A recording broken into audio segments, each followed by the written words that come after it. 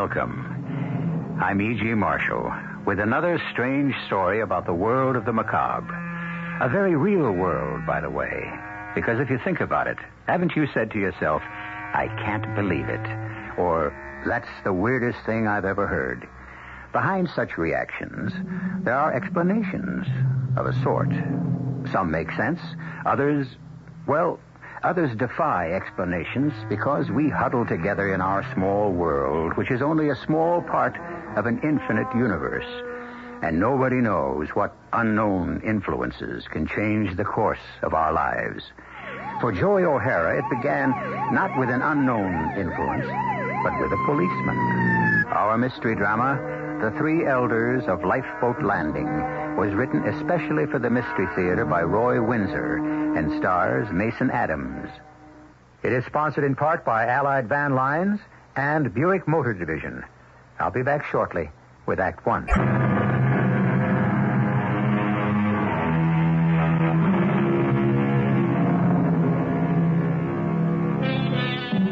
What began innocently enough, many of us have been stopped at least once for exceeding the speed limit, was to lead Joey O'Hara into an experience so devastating that until now it could never be told. And even now, names have been changed.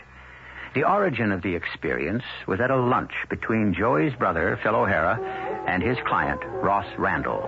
I'm glad it's over with and that we won. You saved me from a whopping fine and maybe even a jail sentence.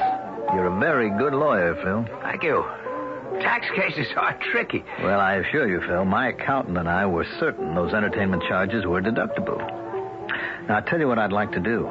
Would you and Mrs. O'Hara be my guests for dinner sometime soon in Lifeboat Landing? Oh, that's not necessary. No. But will you? Well, we'd be delighted. I mean, maybe you could leave the city mid-afternoon, and depending on the weather, we can play around a golf. Or a few sets of tennis, if you prefer that. Then your wife can join us for dinner at the club. Fine. Tennis, weather permitting. No problem. We have a bubble. You have? Mm-hmm. Hey, I thought they cost a mint. Well, money's no problem in Lifeboat Landing. What the village wants, it gets. And pays for, of course. In proportion to a person's income. Lifeboat Landing is ideal, Phil. I know you'll enjoy seeing it. Well, I look forward to it. Carol and I, we have 2 small children, and we've been thinking about moving out of the city. School's expensive, and we think we'd like to have them grow up in one of the suburbs. Well, Lifeboat Landing is not exactly a suburb, Phil. We're a village of 4,000 in southeastern Long Island. Actually, it's more rural than suburban. Beautiful homes, clean air, no crime. Really? No crime? None. Now, if you and Mrs. O'Hara have any interest in moving out our way, I don't think there'd be any problem. Just bring the money to the real estate agent. Not quite. First, you have to be approved by the 3 elders. Oh? Like being okayed by a private club? Well, kind of yes and no. It's an integrated village, but the 3 elders... Who are? Overseers, if you will. They decide if a family is suitable for us and we for them. Only then is a family allowed to buy property in Lifeboat Landing. Well, isn't that discrimination? We refer to it as selection. I see. And what happens if one of the 4,000 strays from the beaten path? It's not a beaten path, Phil. It's an organized, disciplined, and worry-free way of life. Yeah, but what if someone gets out of line? Then what? The 3 elders get him back on line, or he leaves.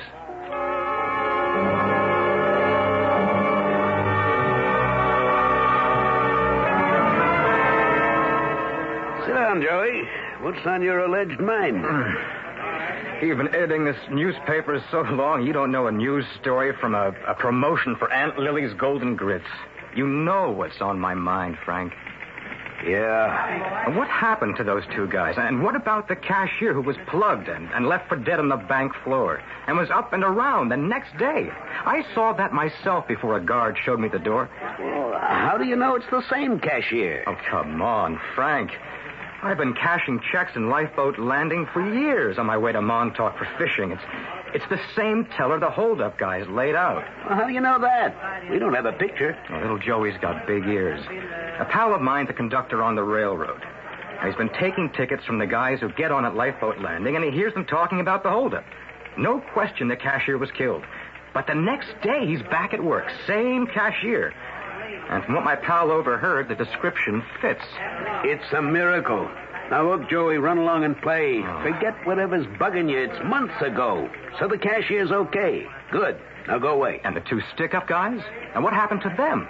They were caught by the police of Lifeboat Landing, but where are they? Well, who cares? In jail, probably, or sent upstate. But they haven't been. Since they pulled the stick-up, they've never been heard of. And that doesn't grab you? Frank. Now, let me give you some advice. I've been sitting at this desk for a long time. Lifeboat Landing's unique. Nothing that happens out there ever gets reported. I mean ever. Not by the island papers, not by us. Now, maybe that's because nothing ever does happen. If that's wrong, I don't want to hear about it. Well, I do. I'd be a lousy newspaper reporter if I couldn't smell out a story. You know who Mr. Lloyd is, don't you? Yeah, assistant to the publisher. What about him? He lives in Lifeboat Landing. Hey, then maybe he can help me. You want to be out of a job? What? I knew about your interest in those guys, so I spoke to Mr. Lord. He told me politely not to waste my time or yours on a petty felony. But the two guys disappeared. I said as much to Mr. Lord. He just smiled and said he assumed they'd been dealt with. What does that mean? Well, he said he didn't know. But someone must know. Joey, listen to the old ostrich. Keep your nose out of Lifeboat Landing. Or else I get the old heave-ho. Or worse.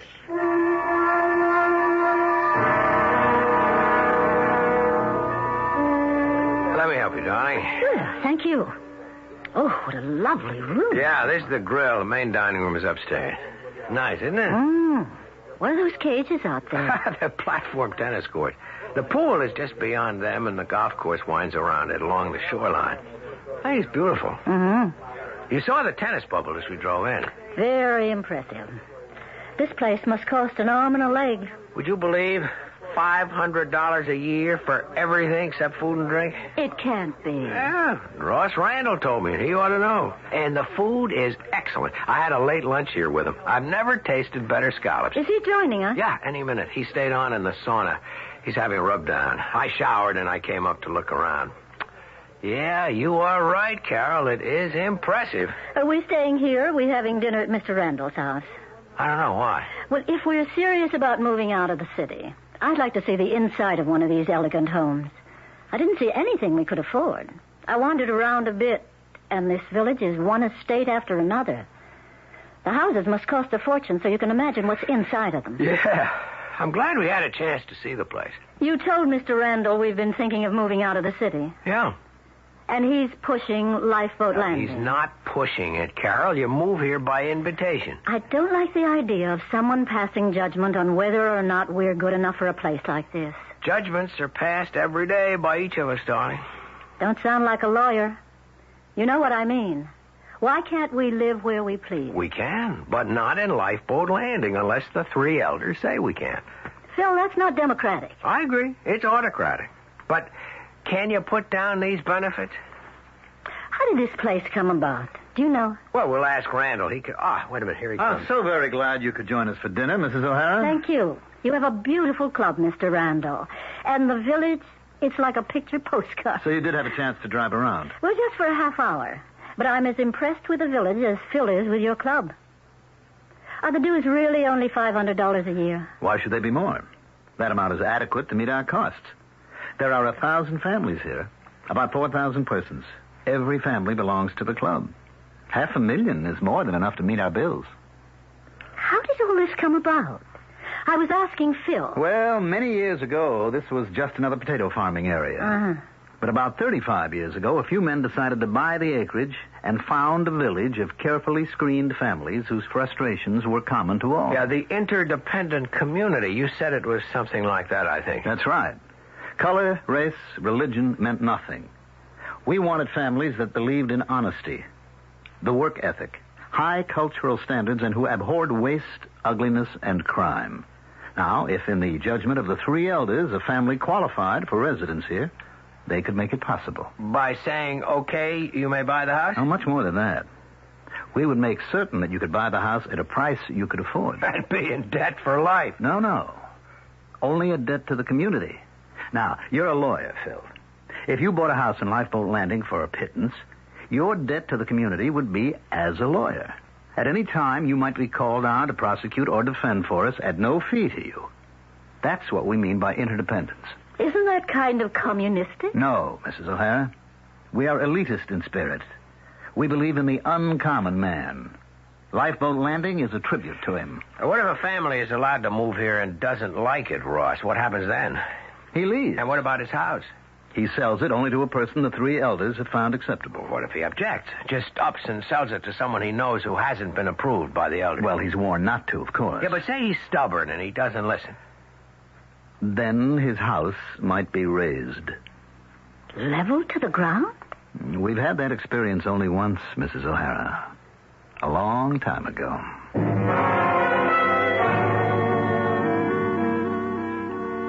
Well, Ross? We could use another lawyer, Fritz. He seemed all right. He helped me wriggle out of that tax evasion suit. He's tractable. I don't know about the wife. Neither do I. Handsome woman, quite intelligent, but her mind's still filled with cliches. It would take time to get her to accept our kind of ordered society. I don't understand minds like that. Here we offer everything, literally everything, but the Mrs. O'Haras of the world treasure more than anything the right to defy, to act independently. Well, she might come to see that in time. The system works. Oh, which reminds me, Ross, Mr. Lord spoke to me about one of his reporters who is interested in those two hoodlums who held up the bank and shot the cashier. No. That's all been disposed of, hasn't it? It was at the time. You did a miraculous job, Fritz, in saving his life. I won't ask you how you got him back on his feet the next day, but I marvel at your skill. Thank you. Who's the reporter who might come snooping around? Joey O'Hara, your Phil O'Hara's brother. Oh, I see. That's too bad. Well, we'll be on the alert for him. Yes. He could be an embarrassment. So, you and I have doubts, yes? Yes. Let's have Larson show the O'Haras some houses, and then we'll meet and hear his opinion. Phil's all right, but I'm not sure about his wife. And the reporter brother, if he becomes persistent, you'll know what to do.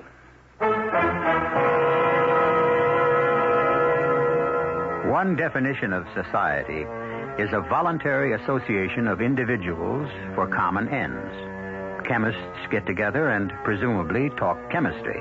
Nothing wrong with that. But a village of 4,000 in which, it would appear, everyone thinks and acts alike. As Americans, we hold many truths to be self-evident, and one of them is the right to protest. But not in Lifeboat Landing, as we will learn when I return with Act 2.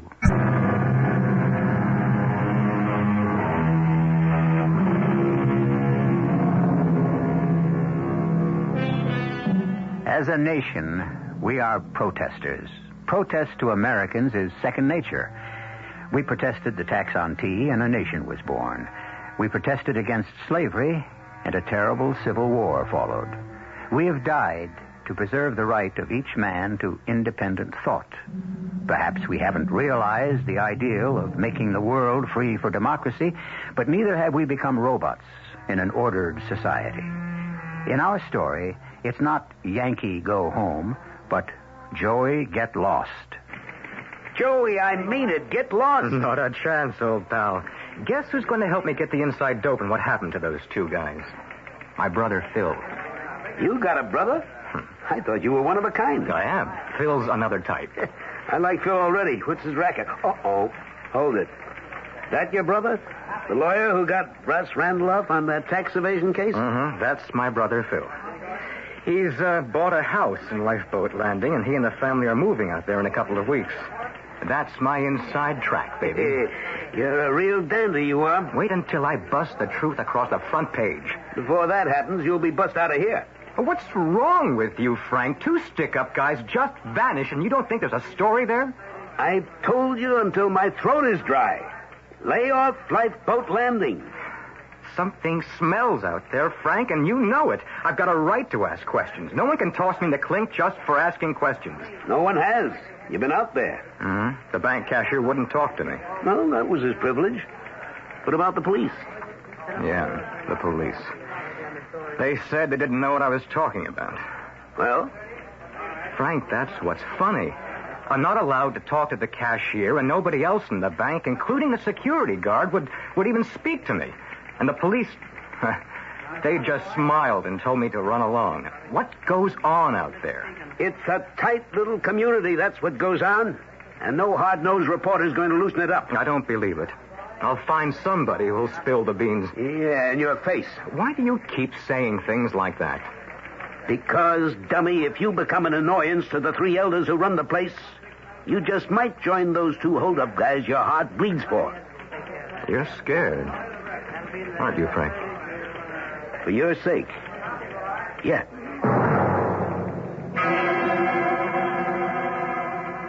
Thank you, officer. That will be all. Yes, sir. Good night, gentlemen. You run a pretty high-handed community. Yes, Mr. O'Hara. We do. I go over the speed limit by 10 miles an hour. But you did go over the limit. Isn't that so? Get it over with. How much? Well, there's no fine. Only a warning. Swell, but I got the message when the cop picked me up, so what's the point of this little get-together? There are several points, Mr. O'Hara. You're Ross Randall, right? That's right. And it was your brother Phil who defended me in a tax suit and who has since been allowed to move to Lifeboat Landing. So I heard. I was on my way to his housewarming party. We won't keep you. But as Dr. Heinemann just said, we must give you a warning. Okay, shoot. If you're arrested again, you'll be sent to prison for 30 days. In your hat? No. In our jail. You couldn't wait with that. That is not worth commenting on, Mr. O'Hara. As Mr. Randall has said, you're 30 days. Then I'd sue you in every court in the land. What kind of garbage are you trying to hand out? Another warning. You are now members of this community. For his sake, I hope you won't become an embarrassment to them. You mean an embarrassment like asking what happened in that bank robbery and to the two stick-up guys who disappeared? I'm a newspaper man. There's a story there, and I'm going to dig it out. Or fish it out, if you get what I mean. I have no idea what you're talking about. And I don't suppose you have either, Mr. Randall. Mr. O'Hara, this is a civilized village. We don't have crime here. If crime enters our community, we deal with it quickly and discreetly. That's why you've been brought before us. Don't break our laws. We obey them, and visitors must. And for your own sake, stop your search for those imaginary hoodlums. All right, you're free to go. Won't you stay overnight, Joey? No, thanks, Carol. Forget what happened, kid. It's not a federal case. Well, it's going to be before I get through with it, Phil. And you're going to help me. You're back on the vanishing stick-up, man. Give up. That happened months ago. I wish you'd forget it. How can you say that? Don't you care? It's none of my business. And you've been told that it's none of yours. And the more I'm told to lay off, the surer I am that there's something strange about Lifeboat Landing. No, not strange. Different is all. It is different. It's highly organized. Each of us helps the other guy. If I have a problem, I can get help. If someone here needs legal advice, I'm here to supply it as a neighborly obligation. Now, what's wrong with that? Everything. You have no privacy. You've sold out to a weird society that provides you with every material benefit in exchange for dumb obedience. You've got it all wrong, Joey. I think and I say what I please. I go to work freely and come home to a fine house in an ideal community. Phil, can't you see what kind of place this is? You call it an interdependent society. When persons spy on each other and lead plastic lives, that's what I call the police state. But, Joey, where else could we find all this? You'll admit it's a beautiful village. Sure. And Vienna was a beautiful and carefree city until the Nazis took it over and the Gestapo paid neighbors to spy on neighbors. Isn't that the system you've got here? You understand, Carol. I can see it in your eyes. It's too much housewarming, pal. Spend the night, huh? No, I'll be on my way. Look, both of you, I'm sorry to be like this. It's your home, your community, and I wish you well. I hope it works out. It just wouldn't be for me.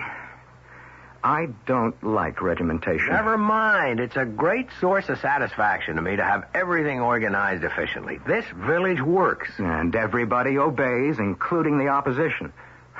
If there is one. Of course there is. But the majority opinion prevails and everyone accepts it. That's brainwashing, Phil. Well, what about it? Can you help me find out what happened to those two guys? You've been told not to snoop, Joey. Uh-huh. Meaning you won't ask questions for me. Well, then I'll have to find out for myself. I'll say good night. I'll see you to the door. So long, Phil. Good night. Please don't stir up trouble, Joey. I'll try not to, but... Carol, this place is not for you. If I can't stand it, we can always leave. I wonder... It's one thing to get into a secret society. Getting out's another. Oh, I wish you wouldn't say things like that. It makes me feel spooky. You said it. I didn't. But I know how you feel.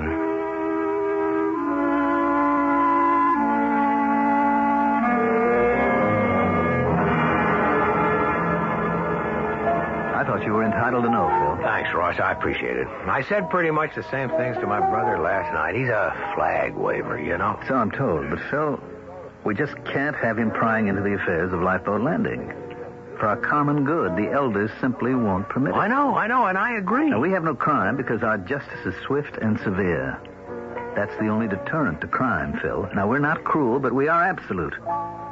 We've had thieves, and they've been banished. What makes justice work in Lifeboat Landing is common consent. Once the elders, after consultation with the police and the judge, have made a decision, all 4,000 of us accept it. Right. Now, for some reason, your brother has found a cause célèbre in the bank holdup, and he's determined to find out what happened to the gunman. I've told him he's been warned off. He asked me to help. I told him it's none of my business. Quite right. And I don't propose to explain what happened, but the disappearance of the men will have a salutary effect. Others will think twice before they try a stick-up in Lifeboat Landing. Right. You do like our way of life, Phil. And, Mrs. O'Hara and the children? Oh, very much, certainly. I ask because some of the ladies had tea with your wife the other day and sensed a vague reluctance on her part to participate wholeheartedly in their plans for next season's plays for our community center. Yeah, I heard. Our center tries to present plays both classic and modern that are pure entertainment. Now... Your wife suggested that we produce at least one protest play. Its subject was racial violence. And the language in it, frankly, is repugnant to anyone who isn't an animal. I know what you mean. Carol's always been a little liberal. Well, the center exists to entertain, not to foment trouble. I'll talk it over with her, Ross. Good. Oh, and Phil. Yeah? Speak to your brother. Our warning to him was not a gesture. He's become an irritant. And if he aggravates the situation, the warning will have to be acted upon. That's how it is. Yeah, I understand.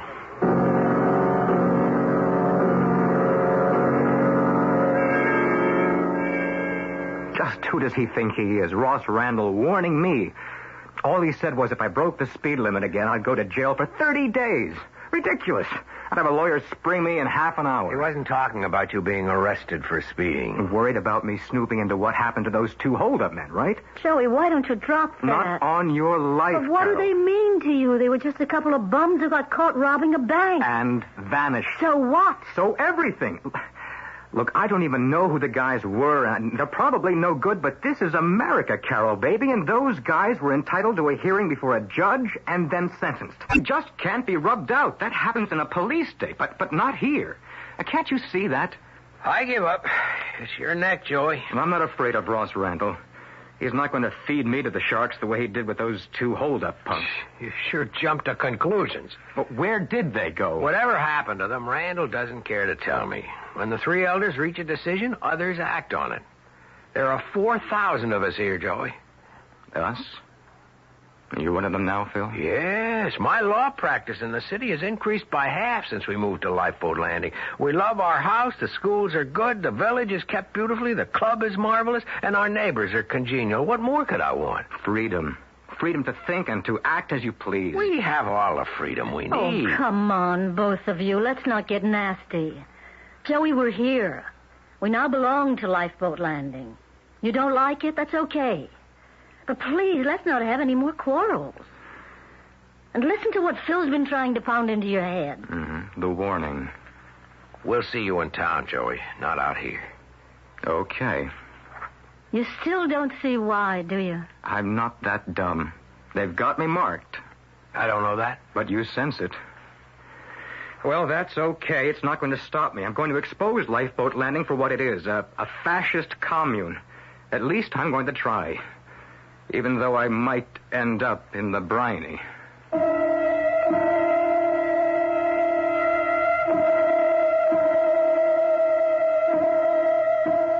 Aristotle wrote that democracy arose from men thinking that if they are equal in any respect, they are equal in all respects. I don't think it's worked that way here. You and I have equal rights with, say, a famous doctor, but could we pretend to be equal in the ability to invent the polio vaccine? More on the subject as it applies to Lifeboat Landing when I return with Act 3.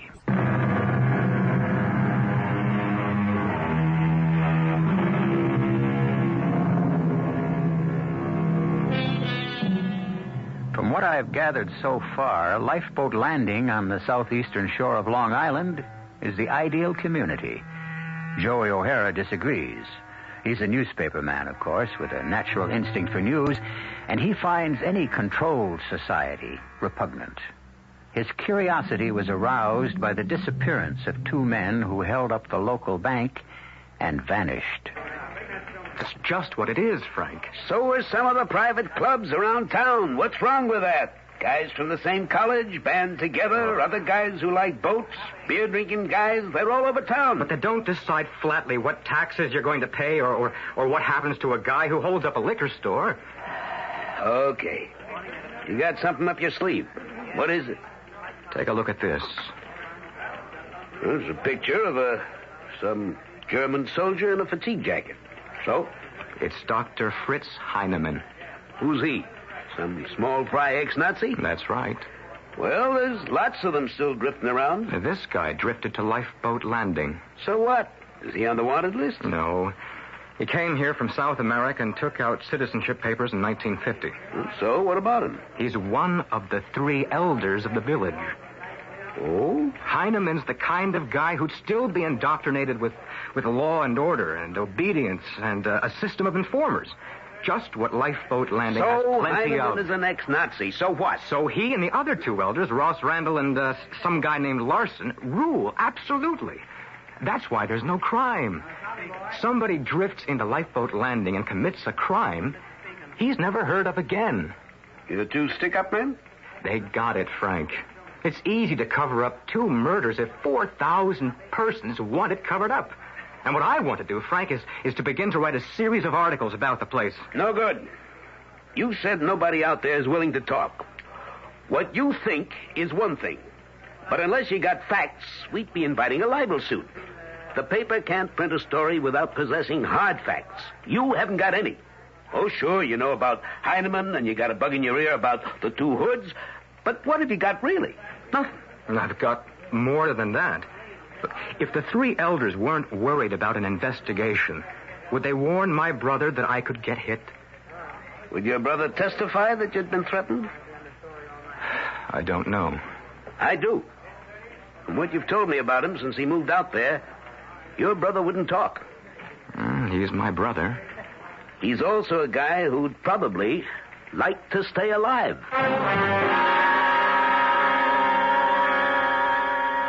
Now what? They just want to come here and talk.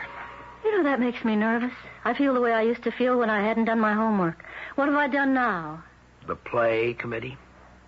Oh, no. I saw the light. No protest play for next season. Phil. I know what you're going to say. But doesn't conformity get you down? It's smothering. I like it here, Carol, but if you don't, we can always move back to the city. But think of what we've got. And what we've given up. I'll let them in.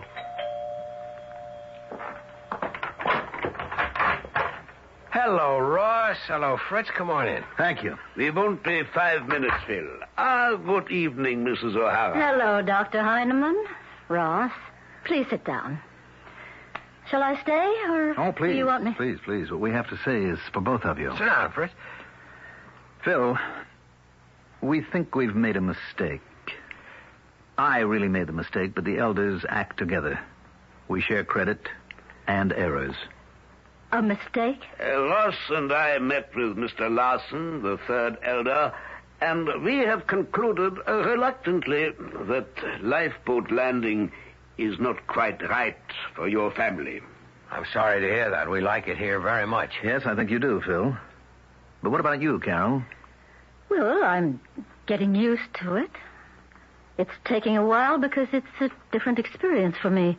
But I love my house and everything else about the village. Yes, physically it is perfect, and the reason for that is efficient organization.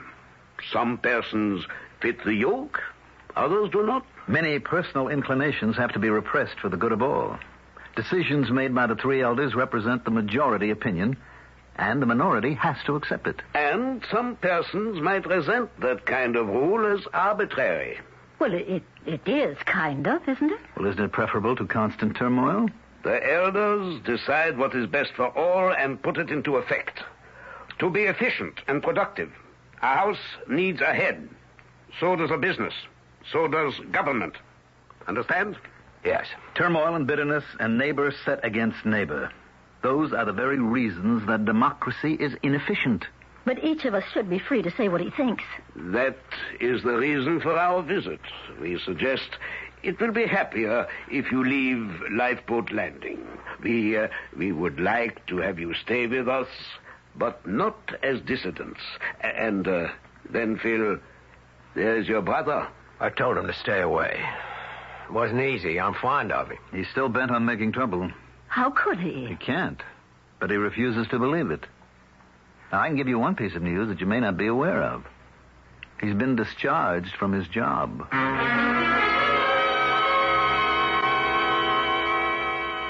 You won't give up, will you, Ross? Well, I do like him, Fritz. And his wife will come around. It seems a shame to tell him to move because of that brother of his. Well, he could be disposed of very easily. Too obvious. The publicity would be unpleasant. And I don't know if that editor would stand still for the disappearance of Joey O'Hara. But without facts, who would believe what he might say? The two hold-up men disappear. Joey O'Hara disappears. The first are missing because a rival gang took care of them. O'Hara is missing because he was close to exposing the gang. That kind of thing can be maneuvered, Ross. Let me try something else first. I have an idea.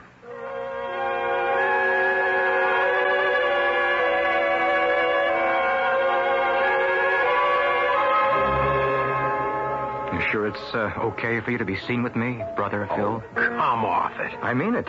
You keep on associating with the headhunter, they'll kick you out of boat landing. You're going to? No. Oh, that's the best news I've heard in days. No kidding. When did this happen? Last night. After Heineman and Randall suggested we might be happier if we moved out, they told me that you'd been fired. I tried to get you. I was afloat. Me and my editor, my pal Frank. I got him home and fell asleep in his living room. Sorry about your job. The editor warned you. Yeah, I know. Not his fault. The word came down from Mr. Lord. He's from Lifeboat Landing, you know. Well, I'm not sorry you're coming back to the city, Phil. That place bugs Carol. Oh, it's not definite. I suppose I'm the reason they want you out. Yeah, it's mostly you, yes. Well, I should be sorry, but I'm not. Heineman is a former Nazi. He settled in Lifeboat Landing and built a model brainwashed village. It works like a perfect clock. Great if you're a clock. You get wound up and just tick away. Heineman, a former Nazi? That's right. Oh, he's an American citizen now, but he's put together a perfect model of a town occupied by the Wehrmacht. Everybody's smiling on the outside, spying on their neighbors, scared stiff on the inside, because if you step out of line, the three elders will get you. That's not quite true, Joey. Before they take an important position, they poll the heads of each of the families. Mm-hmm. And you're going to disagree with what the elders recommend? Not on your life. Another thing about Heineman, he's also some kind of faith healer. Now, what does that mean? I've heard that he can effect some remarkable cures. He's an internist, but he also dabbles on the side in faith healing. The reason I got interested was that bank cashier. He was left for dead. The next day, he's up and around, good as new. I don't believe it. The faith healing, I mean. The guy probably was just nicked. I believe it. I'd believe anything about Heineman and those other two. Are you all right for money, Joey? Sure. I'm rolling at about $140. If you need any. Thanks. And what now? Now I've got another surprise for you. I'm having cocktails at 6 with Heineman and Randall at your community club in lovely Lifeboat Landing. Oh, come on. What for? Persistence pays off. They're going to tell me all about the 2 hold-up guys who floated away into space.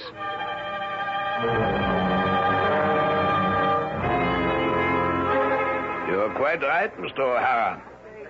I was a member of the Nazi Party. I was deluded, as many of my companions were. That, however, was many years ago. I escaped to South America and then to the United States, where I am a citizen. Everyone in Lifeboat Landing knows this. Why is the fact so interesting to you? Because the government of Lifeboat Landing reflects an alien philosophy, your deluded philosophy of absolute rule. All of us here believe in a democracy controlled by the 3 elders who enforce the majority rule. So 2 guys stick up your bank and the majority approves, rubbing them out. Exactly. You admit you had them disappear? Yes. Without trial and without a defense? That's right. That's murder. It is self-preservation. Fear is our weapon, and all of us believe in it. And you place yourself above our accepted concept of law. We invited you here to demonstrate how justice works in our village. You were warned about speeding. Oh, don't tell me I'm going to be punished for throwing a cigarette in the street. You're not going to be punished at all. But you are about to be rendered ineffective in your attempt to expose us for our way of life, which includes, when it's necessary, the act of extermination. Oh, you're giving me a mighty juicy story, Mr. Randall. And you may feel free to write it if you want your niece, then your nephew, then Mrs. O'Hara, and then your brother to drop out of sight forever. You'd murder them? Drop your investigations, or that's exactly what will happen. Oh, they're getting out of this sick place. No, they are going to remain. We had thought of telling them to leave and then of dealing with you. This way will be less troublesome. With you alive, no one will believe your story. I'll notify every law enforcement agency in the country. And who would believe you? Your niece is drowned at the beach. Your nephew? Well, why go on? You do that? Oh, yes. That's fiendish. We like our way of life, and no one will be allowed to interfere with it. All right, now you're free to go. We've warned you, and I assure you we can act. I'll get my brother and his family out of here tonight. Feel free to. But will your brother and his wife believe you? And even if they do, who would print your story? You have no facts. You're helpless, Mr. O'Hara. You dirty... Good night, stinking... Mr. O'Hara. Have a nice drive back to the city.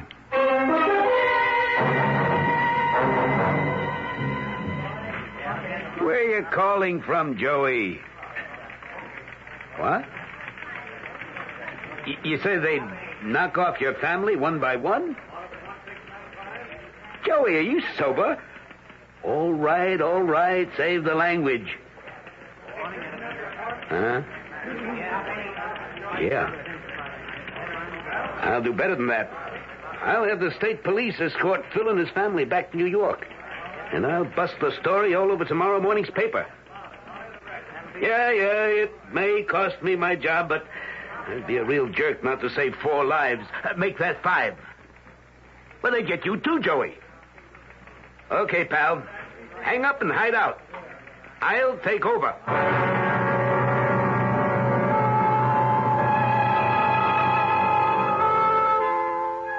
A fantasy? Of course.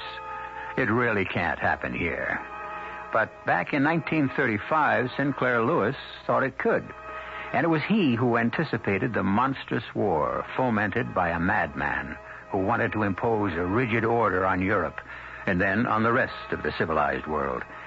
He failed, just as tyranny failed in the strange village of Lifeboat Landing. I will return shortly.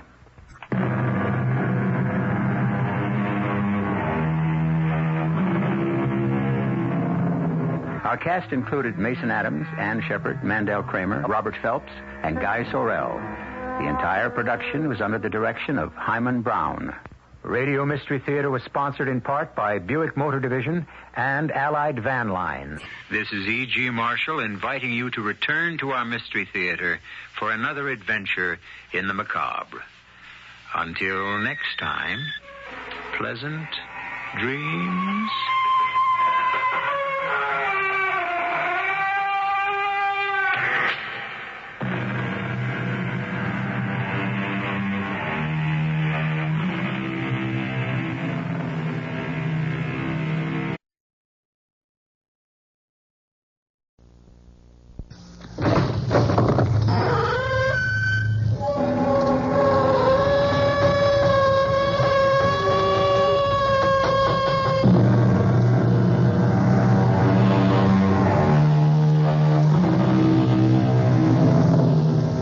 Come in.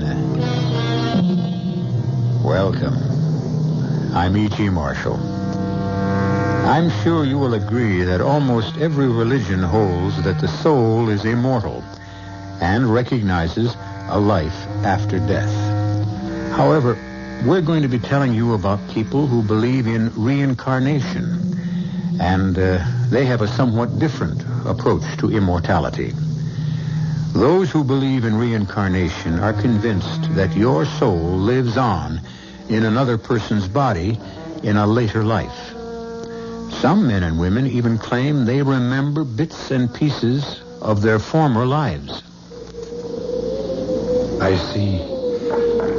see a gallows. It's a hanging. I can hear the creak of the gibbet and the rattle of chains. I hear them plainly. There are people watching. People dressed strangely. Dressed in clothing of a different century. Some of them are eating and drinking. They're enjoying watching a man hang. A man like me. Me. David Matson, who lives today. I see them. And they're hanging. And I know I was there. I was there.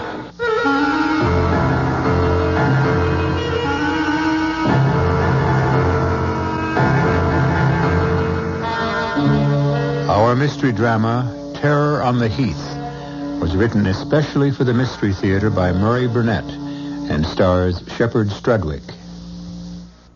The KCBS Mystery Theater, the theater of the mind. There's always news and more on 74 KCBS.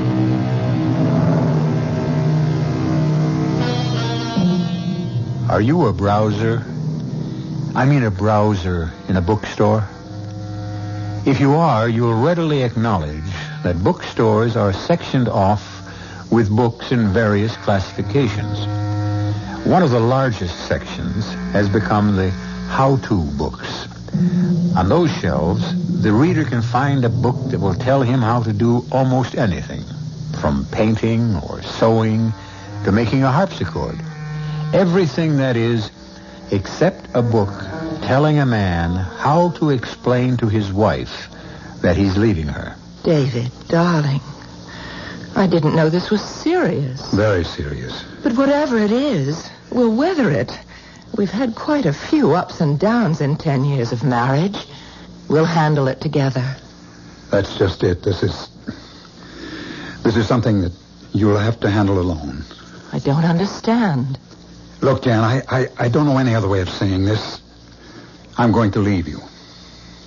You mean that, don't you? Yes, I'm sorry. All right, David. Why? I can't tell you. You can't tell me. David, look at me. I'm the woman you loved. At least I think you love me for 10 years. You're not going I still love you, Jan, I swear. Then why are you leaving? Because I have to. Have to? You won't have a thing to worry about. I'll take care of you and the children just as if I were living here. I just don't believe this whole scene. It's like something out of Alice in Wonderland. Or Edgar Allan Poe. What? I think $2,500 a month should cover everything. But if you need more... What did you mean about Edgar Allan Poe? Nothing. Is $2,500 going to You're be... using words as a smokescreen to hide the truth. We've never done that. I guess there's no way a man can ever tell a woman he's leaving. All I want is the reason why you're leaving. That's just what I can't tell you. What are you going to tell the children? Isn't that your job? You're the one who's leaving. Oh, David, this isn't like you. What's happened? I wish it was something simple and less cruel, like being able to say, Jan, I've fallen in love and I want a divorce, but it isn't like that at all. Then what is it like? A horror story.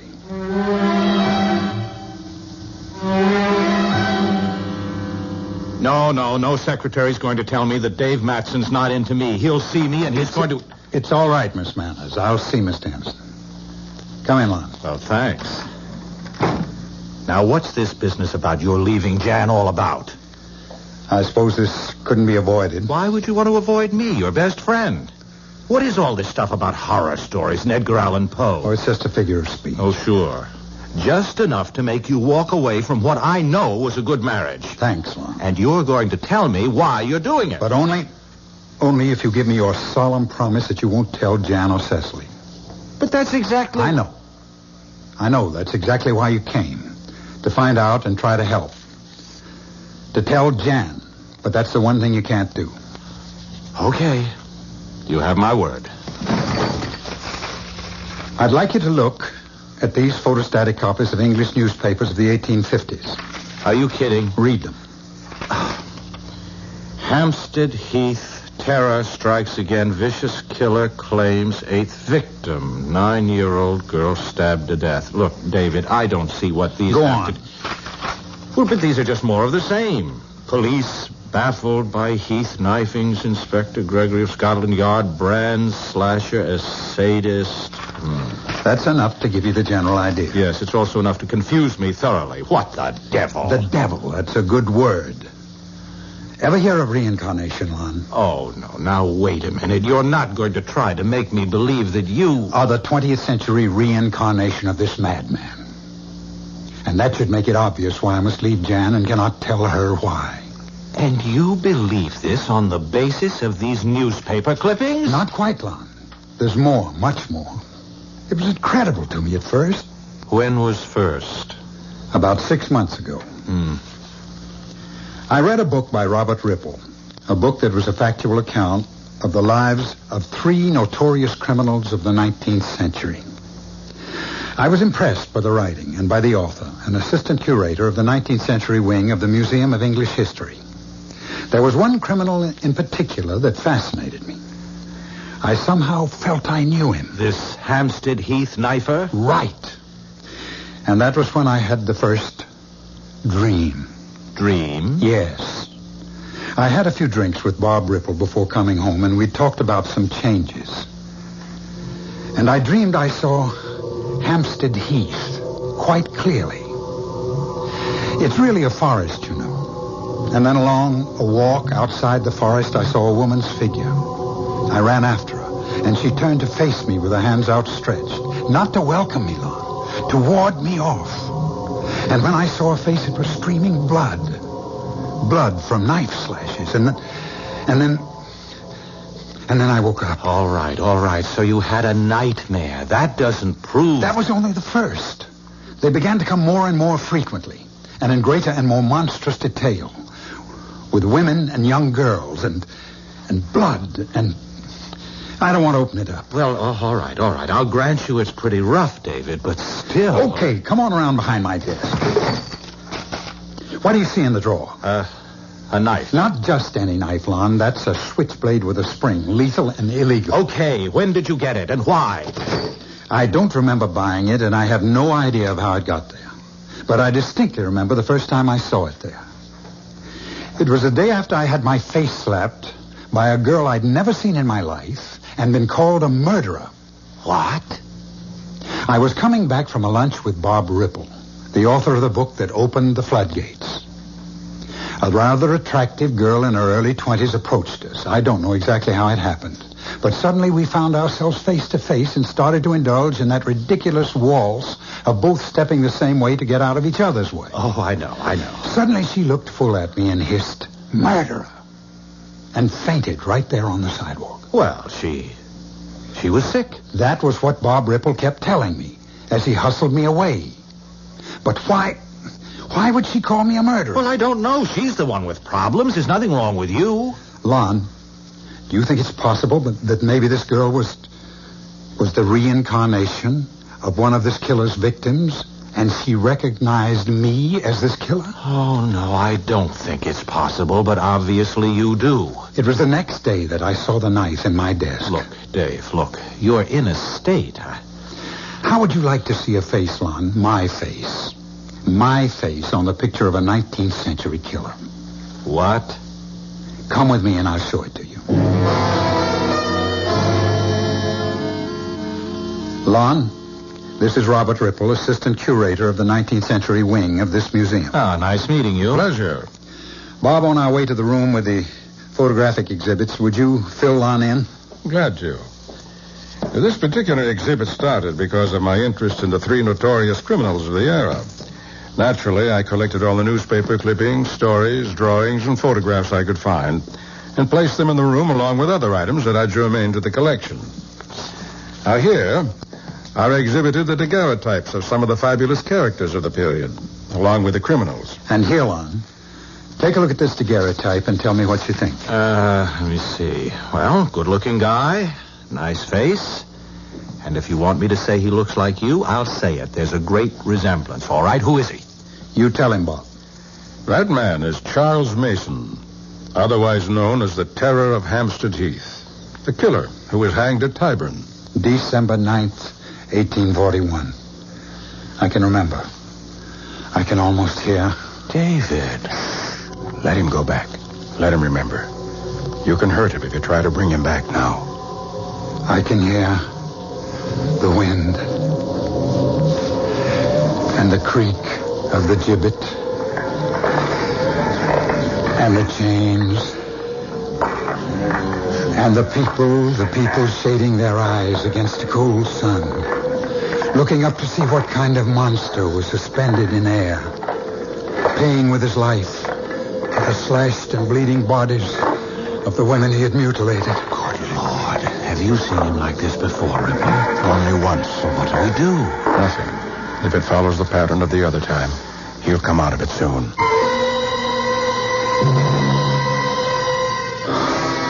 He's coming around. I'm sorry.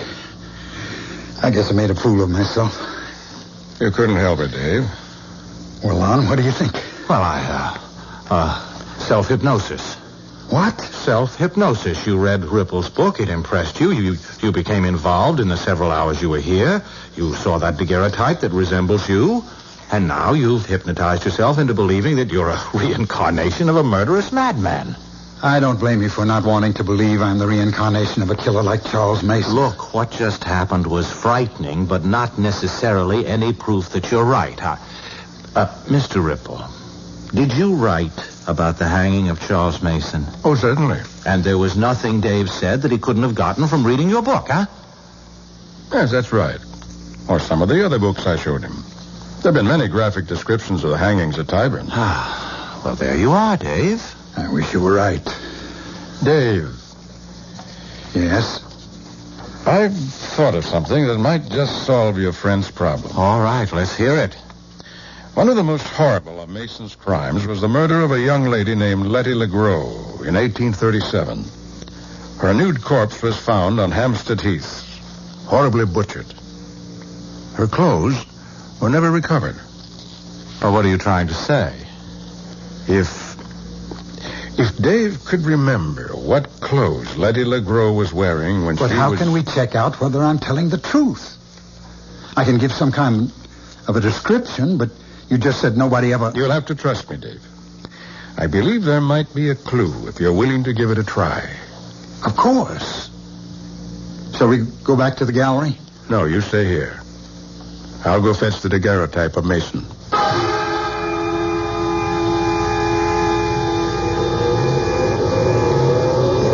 It's hard to see because there's a storm brewing. I see the leaves blowing and the trees bending. There's something else. A figure. A woman. Oh, please. I mustn't slip or fall. He's following me. I know he's following. Oh, dear God. Help me. Help me. I see something glowing. A dress. Yes. It's a dress. A long dress. The girl is holding it up as she's running. I have to catch it. He's gaining. He's closer. I can see the gleam of the knife. The dress. What color is the dress, David? Can you see? She's gone now. Gone. The color of the dress. Was it white? No, not white. It was yellow. A yellow dress with a pale matching scarf and a lace handkerchief. The handkerchief is white, but the dress is yellow.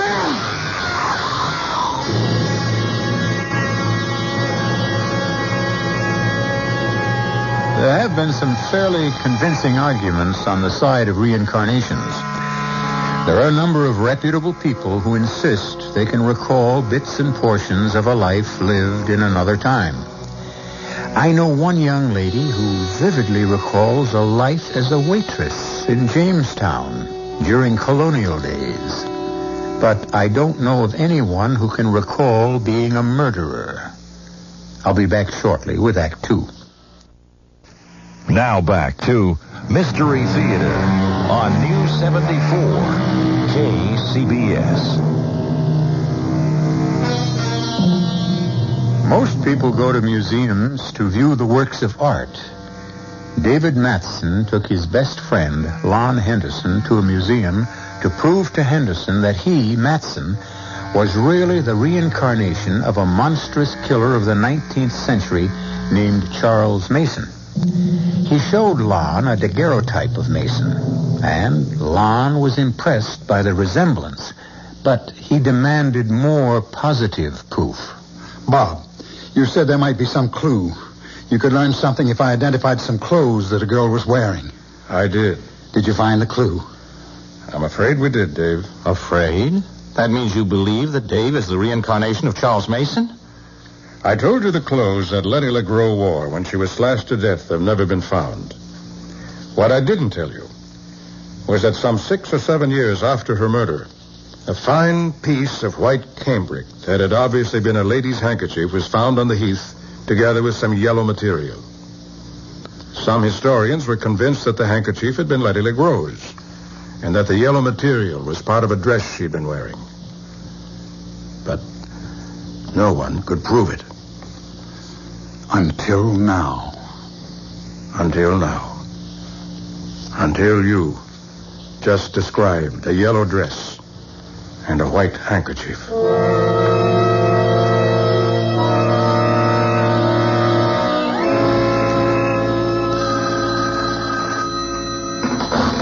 Hello? Mr. Robert Ripple? Speaking. Oh, this is Mrs. David Matson. You don't know me, but... The wife of the publisher? Yes, that's right. I'd like to come and see you. What about? My husband. And the reason he left me. My dear Mrs. Matson, I find this conversation most strange. You, a perfect stranger, calling me to discuss your marital problems? Why in the world would you believe that I would be... I was told to call you. By whom? Lon Henderson. Well, I can't understand why Mr. Henderson referred you to me. Well, because he's our best friend. And I badgered him into distraction. He finally gave me your name as the one... He also has the information I have. But that's all I want. Tell Mr. Henderson I find his putting you on to me cowardly. Oh, Mr. Ripple, please. I have no intention, Mrs. Matson, of seeing you or discussing your husband and his actions at any time, now or in the future.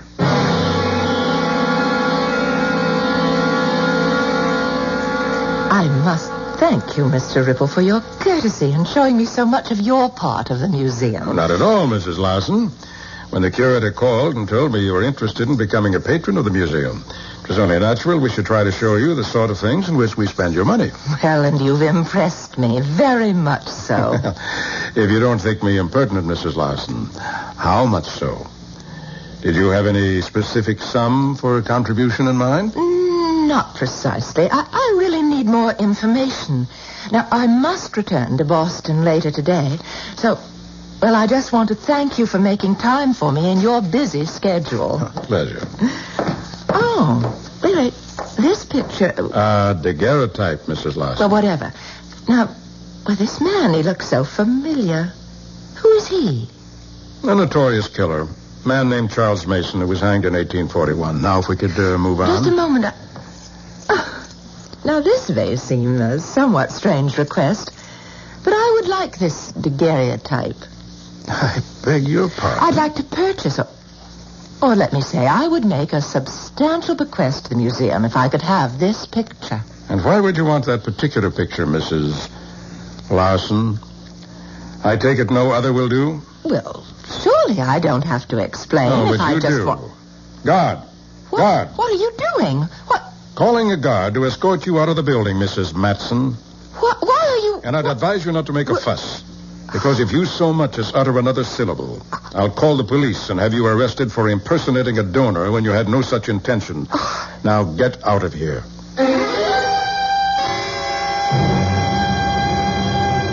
I honestly wish I could help you, Mrs. Matson, but as I told you before, Mr. Henderson has been on the golf course all afternoon. But I told you to get a message to him that it was a matter of life and death. Well, we have tried, Mrs. Matson. I don't know why he hasn't called or even if he received All right. the message.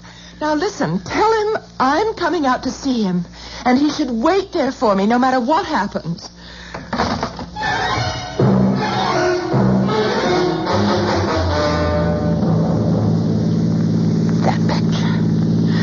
That picture. It was exactly the face of David.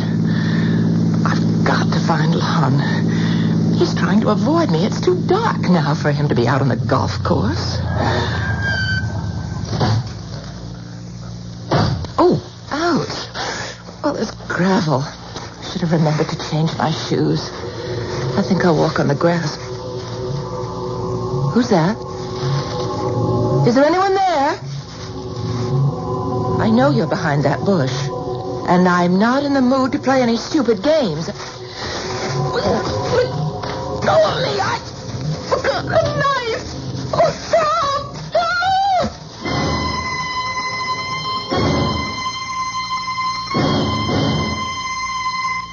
Oh, Jan, do you realize that guy could have killed you? I don't know. I don't know why he came at me. But I'm very glad you got there when you did. Well, I didn't. I missed catching him. Didn't you see his face? No. He came up from behind me. He circled around the bushes. Oh, I see. Do you think you should stay in this house alone? Well, why not? It's my own home. But, Jan, you're not completely recovered. I appreciate your concern. They'd never have let me out of the emergency room at the hospital if they didn't think I was okay. The arm is bandaged. It doesn't bother me at all, but you do. Me? Why did you send me to Ripple? Oh. Jan, how much do you know about reincarnation? You mean the belief that your soul lives on in someone else's body after you die? Yes. Well, what's all that got to do? No, wait. David's involvement with Ripple's book has somehow convinced him that the soul of this 19th century killer, Charles Mason, was in his body. Oh, that's ridiculous. Yes. That's what I thought, too. Thought? Then you believe Jan, now that... please. After reading Ripple's book, Dave told me he felt strangely familiar with all the events that related to Charles Mason. He said he felt as if he'd almost lived them. He went to the museum to talk with Ripple about this strange phenomenon, and then he saw the picture. And? Well, you saw it. Can you deny that... You allowed a resemblance to convince you that David was the reincarnation of a 19th century criminal? I refuse to believe it. There's more, Jan. Nothing that you can say will convince me. Reincarnation of... Listen, people have been arguing about whether there really is such a thing as a soul for centuries. Now listen to me. David looked at that picture and went into some sort of a trance. He recalled actual scenes and incidents from more than 100 years ago. David is a bright man with a vast store of knowledge. His subconscious must retain his readings from hundreds of books and manuscripts. And then because of some quirk and his vivid imagination, he's able to recall it. I know. I felt the way you did, and I brought up the subject of self-hypnosis. It was then that David described the clothing of one of Mason's victims. And that's one thing he couldn't have read or heard anywhere. Then you must believe that David was right to leave me. Well, he loves you. What else could he have done? Trusted that love, trusted our years together, trusted the strength that's made our marriage work, and told me the truth and tried to work it out together. Well, how do you go about working something like this out? If David really is I'm not going to consider that possibility. You have to. Why? Because of that bandage you're wearing on your arm. Bandage? What's that? Somebody went after you with a knife. I know. And why would anyone want to slash you? I don't know. We live in a violent world. No, Jan. No, this happened at the club. This was no ordinary mugging. What are you trying to say? Look, are you sure there wasn't anything familiar about the man who attacked you? Something that might remind you of You are trying to make me think it was David, aren't you? You are trying to make me say it was David. You think it was David, don't you? Jan, look, please, we have Get to... Get out of my house. Well, please, be reasonable and... I said get out, Lon, and I meant it.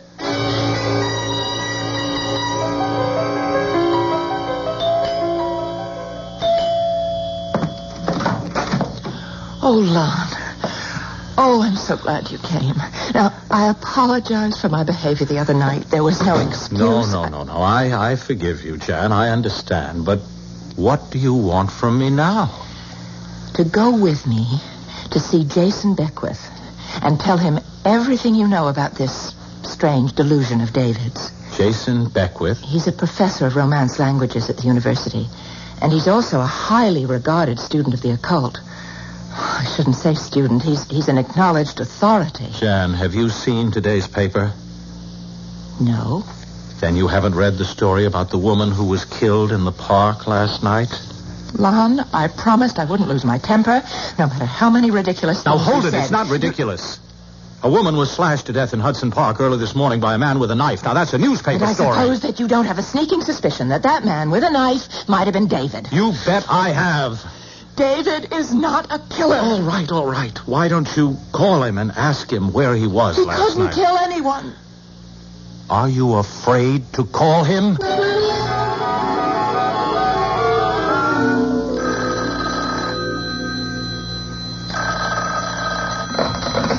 Hello? Oh, David, darling, how are you? Jan. Look, Jan, if you didn't get the check, I'm sorry, but I really been bombed out for the past few days. I don't know Bombed out? What kind of talk is that? Look, Jan, I'm not the guy you knew. Don't you try to tell me who you are, David. You're talking to the girl who married you. You just don't know what you're up against. But I do. I do know. You know? I know exactly what you believe, and I also know it's a lot of nonsense. Oh, darling, I want you to come home. Lon should never have told you. He betrayed me and did you no good. I can't face you now, ever. David, listen. Well?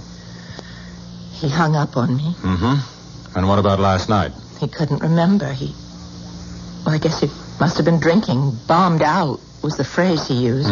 Which amounts to admitting that he doesn't have an alibi for last night. He doesn't need an alibi. David is not a criminal. He thinks he is? Well, he's getting a lot of support from some of his best friends. Jan, please believe I fought it. You weren't at the museum. You didn't see and hear what I said. And you haven't lived with David for 10 years. Do you think you can ever know David as I do? Oh, well, how can I answer that? Don't try. Just come along with me and keep the appointment with Professor Beckwith.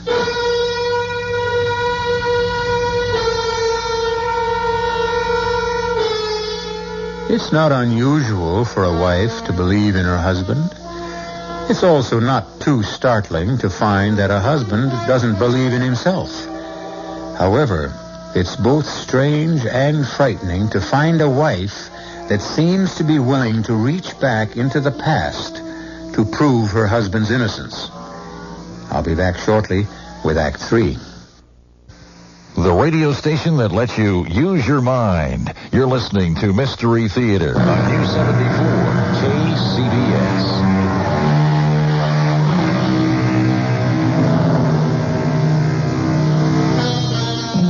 The power of love against the power of death. The power of good against evil. Most of us like to believe that good will triumph, but very few of us are ever asked to put our belief to the acid test. Janice is doing just that. She refuses to believe the evidence that her husband David is the reincarnation of a 19th century killer. And she and her husband's best friend have come to an appointment with an expert on reincarnation and the occult. Remarkable. Most interesting.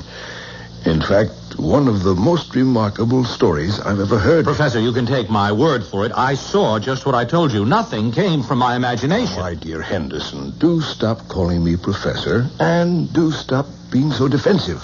I know you told me the truth. You don't mean you believe David is a reincarnation of that killer? My dear Mrs. Matson. Jan. My dear Jan, before I can answer that question and before you panic, you have to understand more about the whole theory of reincarnation. That's why we're here. Now, reincarnation is part of some, but not all, Oriental religions. The belief that the soul needs to be reborn. And final liberation and release from this need is the highest possible achievement. But why is there a need to be reborn? Because of impurities in the soul. Oh, or sin, Professor? I'm sorry, Mr. Beckwith. The final liberation of the soul, Henderson, is possible only for a human being who has attained purity of thought. And if one doesn't have this purity of thought? Then a new life is generated from an old, just as a new candle is lighted from an old one. A new life, you said? That's right. Completely new and completely different? Trying perhaps to rid yourself of impurities? Possibly. Well, then, how do you account for the almost total recall that Dave had for the events and crimes connected with Charles Mason? One explanation would be that he remembers them. But if David was striving for a new life... I didn't say there wouldn't be traces and memories of another life. And I believe David has surfaced these memories. But that doesn't necessarily prove David Matson is the reincarnation of Charles Mason. Well, how else could Dave have known He about could have experienced the things he recalled as a spectator. Oh, no way, Beckwith. I was in the museum and you weren't. I saw and heard a deep emotional involvement on Dave's part. He was no spectator. Henderson, you've just put your finger on the single most significant bits of evidence in this whole strange history. In fact, it's the cornerstone of a theory I'm beginning to form.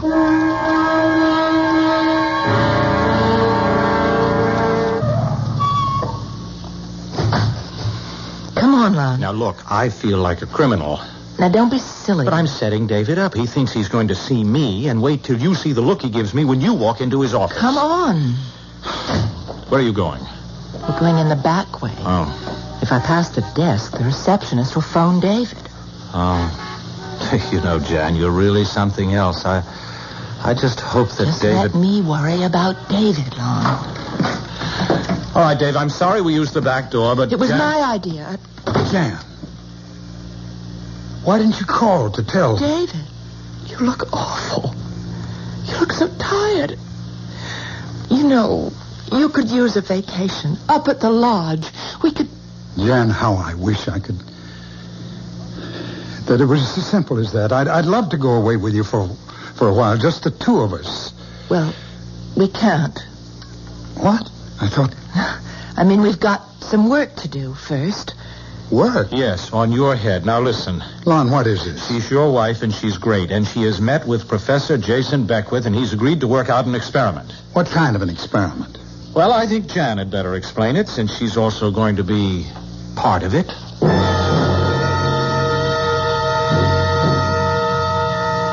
Sorry, Jan. It sounds too risky. Darling, I've told you, it's a controlled experiment. Who's controlling it? Beckwith? Yes, and Lon will be there, too. The plain truth, Jan, is that I'm afraid. Well, of course.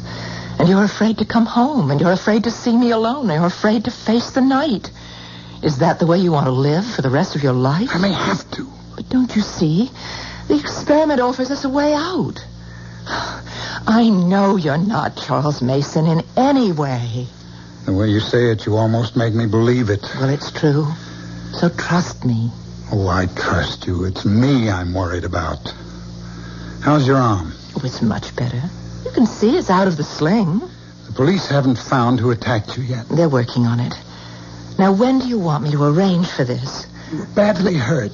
No, it's just a surface cut. Now, listen, David, darling. Excuse me. I'll be back in a moment. I'm not feeling... David? I'll be with you in a minute, Jan. Lon, go after him. What? Go on, hurry. David. Oh, darling, don't. Put that gun down, Dave. Don't. No.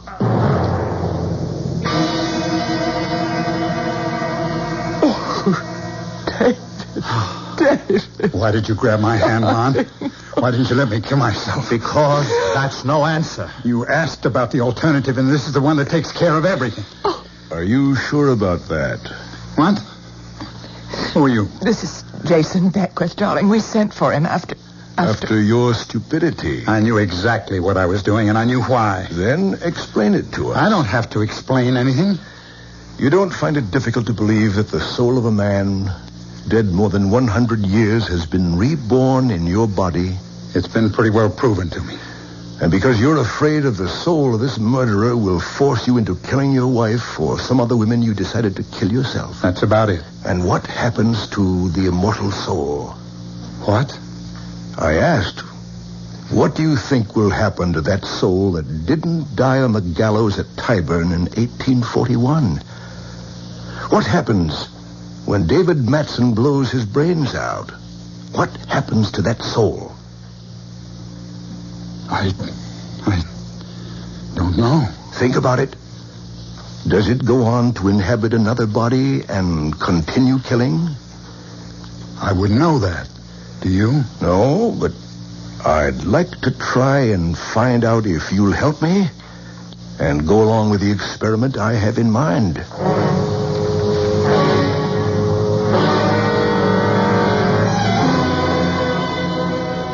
You want to go ahead with this, Dave? Yes. Okay. But I'm under orders to inform you that this will be the last experiment into the past conducted on these premises. Then the professor's briefed you on what we hope to accomplish here tonight? No, not completely. I assume it's a continuation of your trips into the past. With some additions, Mr. Ripple. Those marbles you have in that bag? Right. Interesting. I assume they're going to play some part in the proposed experiment. Oh, they are. As will the clothing I have in this box. Is that a knife? It is. With a sharp blade? As sharp as I could get it. Don't you think that... I believe that on the top floor of this museum, there's a long, narrow corridor which runs the length of the building. Correct.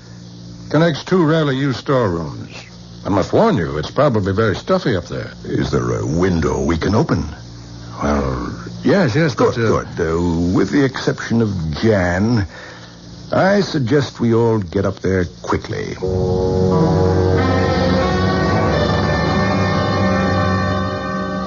Excellent, Mr. Ripple. A corridor just as you described it.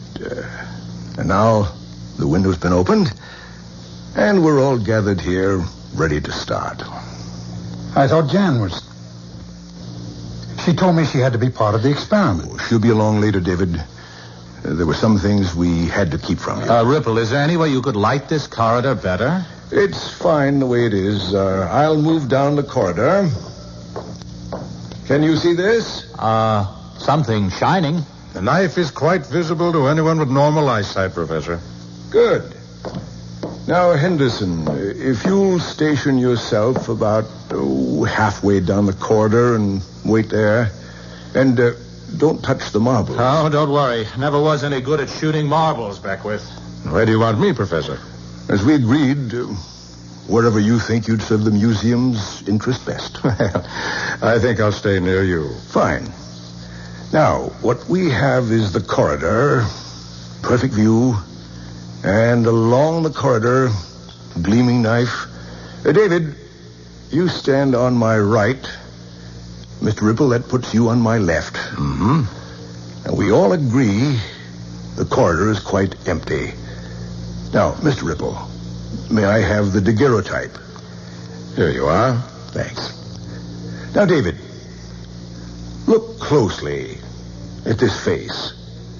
The face of a man named Charles Mason.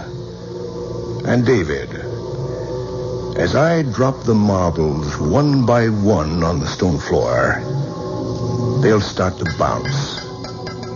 And bounce, bounce, bounce back through the years.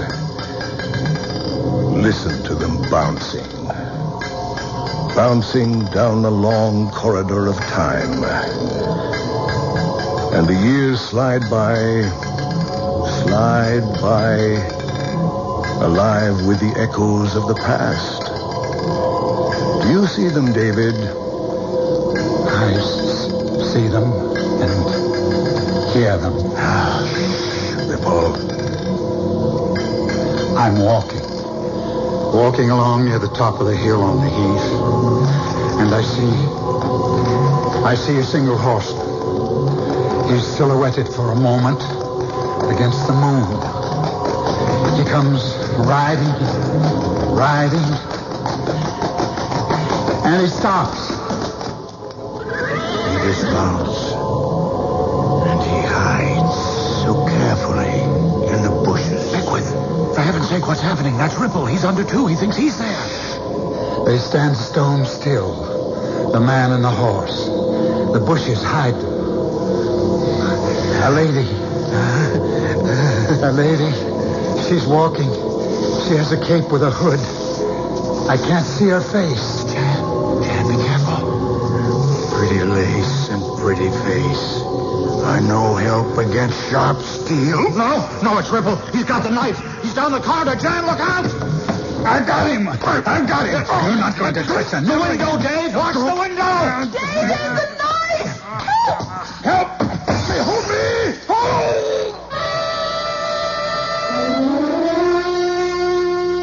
Robert Ripple was pure evil.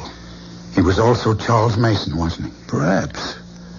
Perhaps he just saw an opportunity to destroy a good man when he discovered that daguerreotype and realized the man in it looked exactly like you. He simply took a nameless photo and gave it a name. And gave me the horrors. But, Professor, isn't there any chance of finding out who the man in that picture really was? I'd like to know his real name. Oh, David, my darling. Let's just live in the 20th century. I admit it's difficult enough, but it's our very own.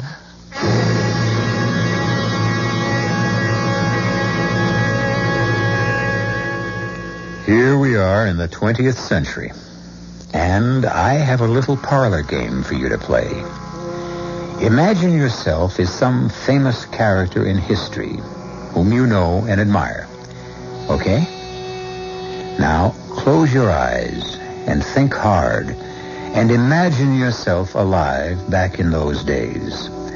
And as you think, you may see some pictures in your mind that you've never seen before. Try it. I'll be back shortly.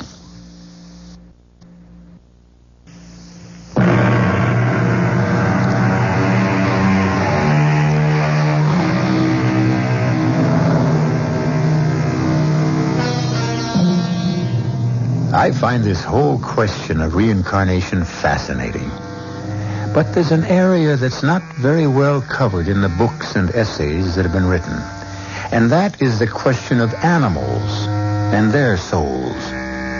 Do they possess souls?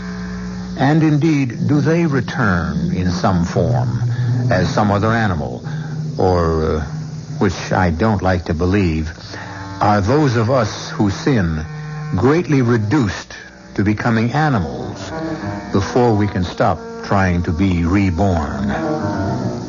Our cast included Shepard Strudwick, Marion Seldes, William Redfield, Lon Clark, and Chris Gampel. The entire production was under the direction of Hyman Brown. This is E.G. Marshall inviting you to return to our Mystery Theater for another adventure in the macabre. Until next time, pleasant dreams.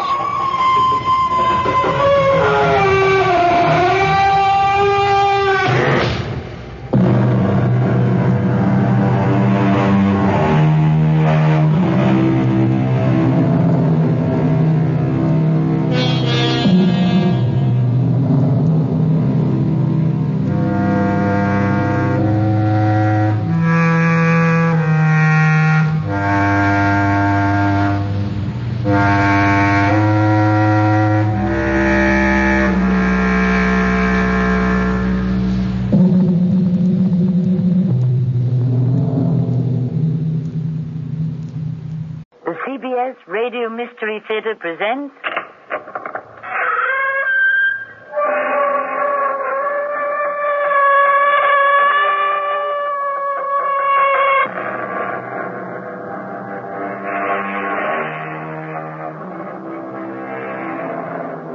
Come in. Welcome. I am Tammy Grimes. I have a story for you of intrigue and murder, and a voice from the grave that cannot be silenced. Sound interesting?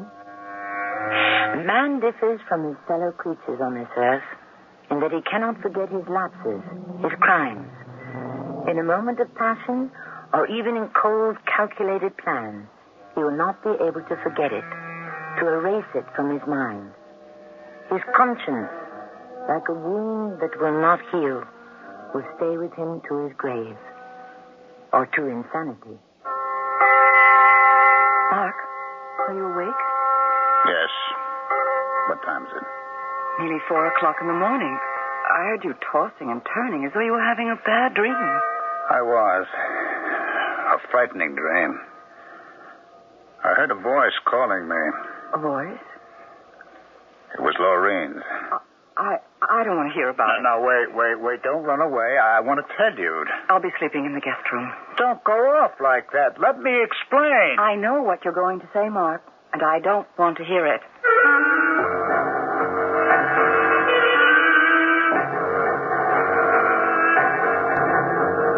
Our mystery drama, A Wound That Would Not Heal, was written especially for Mystery Theater by Sidney Sloan and stars Ralph Bell. I'll be back shortly with Act One. No home should be without a basic tool set, even if you only use it for emergency repairs.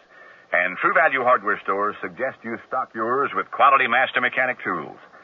Hi, Pat Summerall to tell you that right now they're offering the Master Mechanic 6-piece screwdriver set with assorted regular and Phillips tip blades for just $9.49. And the Master Mechanic 19-inch toolbox with hip roof design for extra storage space is just $12.79 at participating True Value Hardware stores and home centers. Beauty. It's like inside a person. It makes them beautiful. Beauty is, Ba-ba-boom. It's the way people see you. Beauty in the eyes of the beholder. Behold the 1982 Miss USA pageant. A CBS TV special presentation hosted by Bob Barker and Joan Van Ark with guest Donny Osmond. The 1982 Miss USA pageant. A thing of beauty. Thursday at 9, 8 Central and Mountain on CBS television. Ba-ba-boom. As the assistant controller of your company, did you make the decision to use ADP? I participated in the decision. We were on a manual system. Nothing was computerized. Why didn't you get your own computer? We didn't have the know-how. We can go out and buy the equipment, but in a few years it's outdated. ADP constantly upgrades their equipment and the programs. What services of ADP do you use? Okay, general ledger, accounts payable, accounts receivable, payroll, their inventory system, and we're just getting into the network system. If you had the decision to make again, would you still choose ADP? Yes. Having ADP saves us much more money than it costs us. Really? Oh, yes. I'm happy with ADP, the computing company. Oh, you know they're the computing company. They are the only computing company. As far as you're concerned. Right. You're a fan. Oh, yes. I'm sold. Call ADP at 312-867-6400 or see the white pages.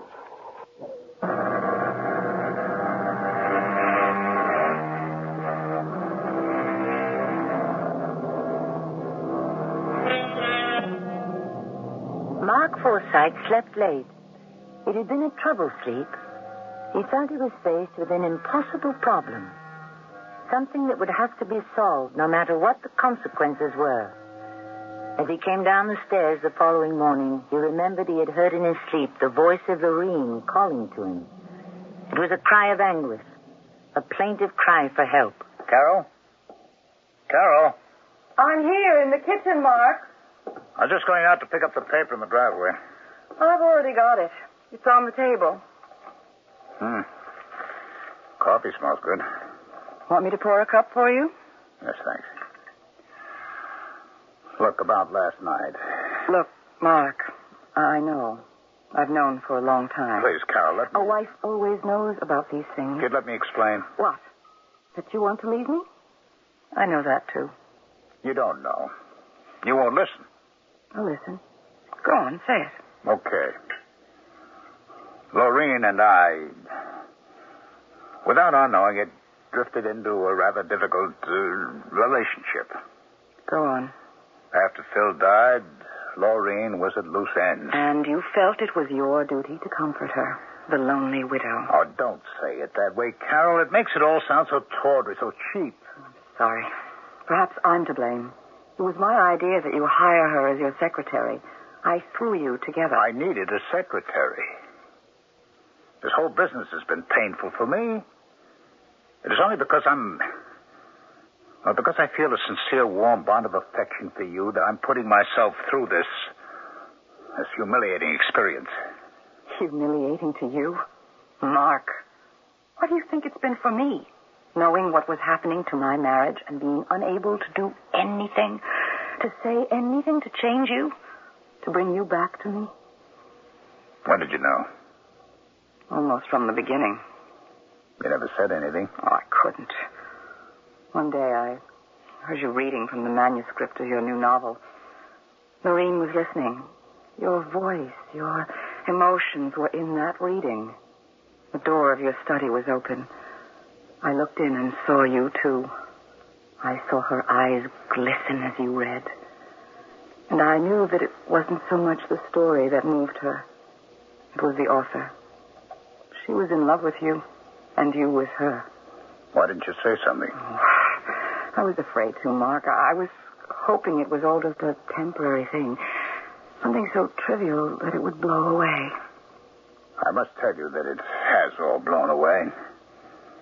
In a violent, angry tempest of words. It's over, Carol. Ended. What are you saying? Yesterday afternoon, I went to Lorene's apartment. I told her I couldn't leave you. Wouldn't. You told her? Yes, Carol.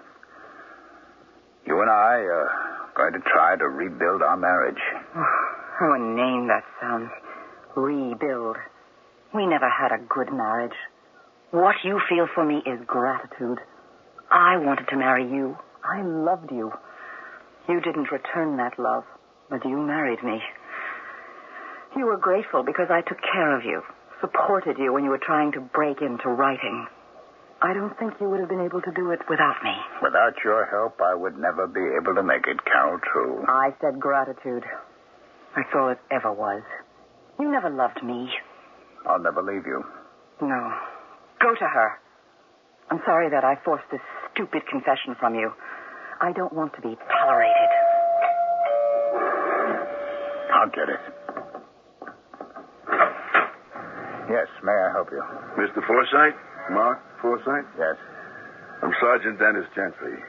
Homicide. You see, is that homicide? That's right. What is it, Mark? Mrs. Forsythe? Yes. What is it?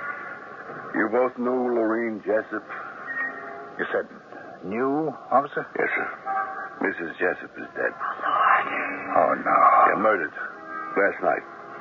We'd like you both to come down and identify the body. Step in, please, Mrs. Forsythe. You too, sir. It's a bit chilly in here, but this won't take too long. I hope not. Will you both step this way, please?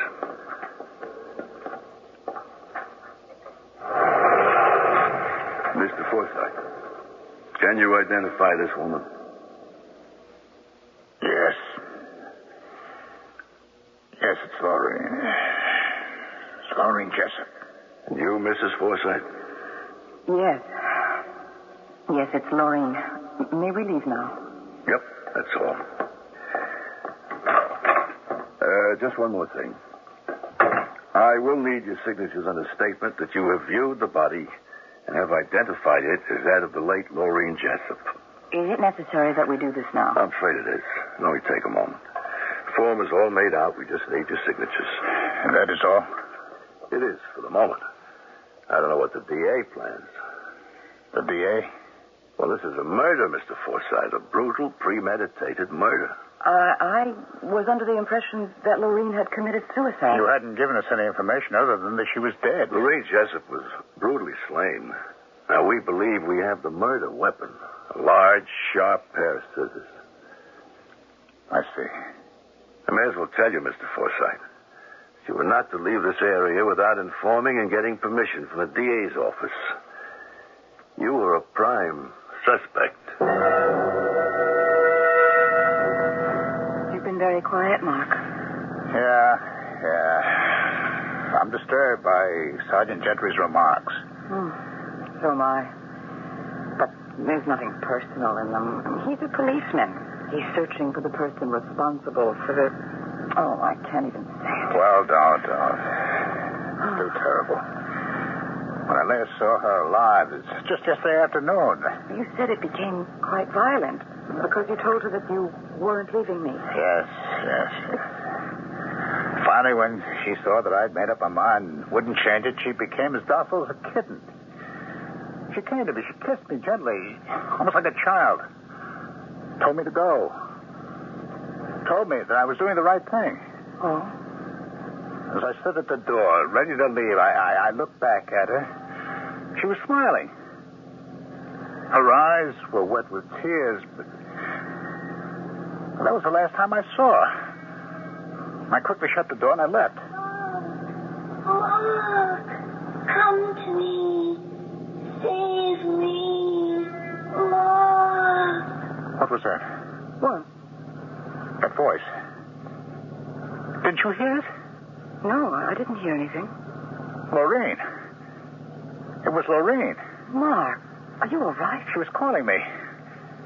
Calling me to come to her. Save her.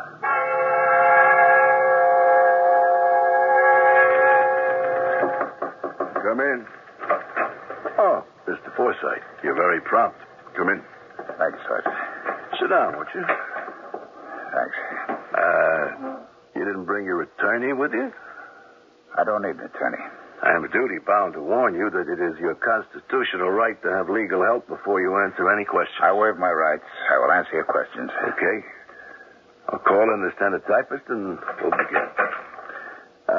Miss Norton, will you come in here, please? Yeah, the Jessup case. We're taking a statement. Now, I'll ask you again, when she starts recording your statement, whether or not you want an attorney to assist you. Your answer will be for the record. You understand? I understand. Come in. We'll start as soon as you're set up, Miss Norton. I'm ready, Sergeant Gentry. Good. Now, let's begin, Mr. Forsythe. You have a legal right to an attorney before you answer any questions that I may put to you. I understand. I waive that right. Very well. Now, you knew the deceased, Lorraine Jessup, for some time, didn't you? I was a good friend of her late husband. And after he died, you hired her as your secretary? Yes. Why? Why? She was very good at shorthand and typing, and I needed a secretary. Was that the only reason? That was the only reason. I must warn you, Mr. Forsythe. We have read Lorraine Jessup's diary. I see. I fell in love with her later. When I hired her, it was only because I needed her work.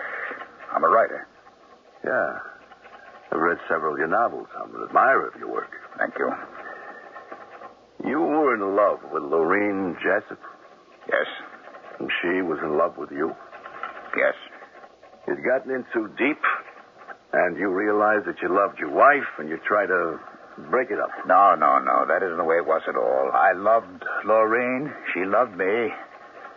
I never felt about anyone before my life the way I did about her. Oh.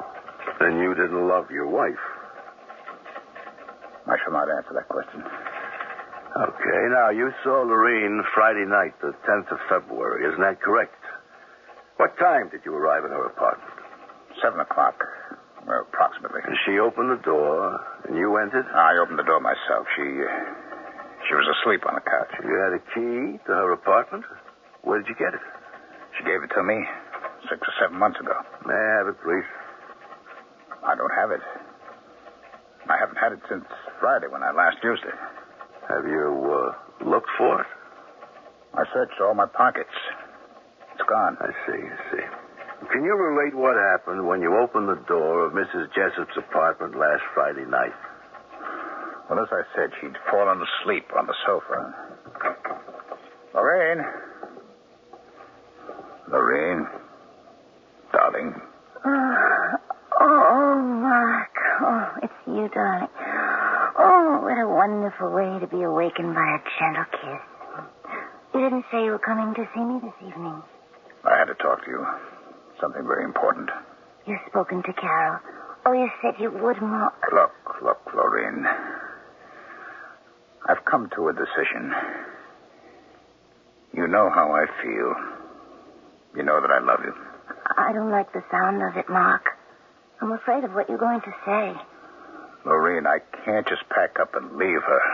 Please, understand. Oh, no. No, don't say any more. I won't listen, Mark. I love you and I need you. You said you would go away with me. I believed you. I owe her so much. All the success I have, I owe to her. But you don't love her. You love me. Me. When did you leave her apartment? About 30 minutes later. It was nearly midnight when I returned home. I drove around trying to get hold of myself. Was your wife waiting for you when you returned? Yes. She could see I was upset. She didn't ask me where I had been. She knew. I see. And you went to bed? Yes, but first I had a sandwich and some milk. And slept soundly? No, not soundly. I woke several times. I was disturbed. The decision I had made upset me. And Friday night, sometime before 12, was the last time you saw Lorraine Jessup alive. I've heard her voice. What? I've heard her voice calling to me, begging me to help her. Mark, come to me. Save me. Mark. There. Did you hear it? Did you? Hear what? Her voice calling to me. I didn't hear anything. Don't you see? I'm responsible for her death. I could have saved her, but I let her die.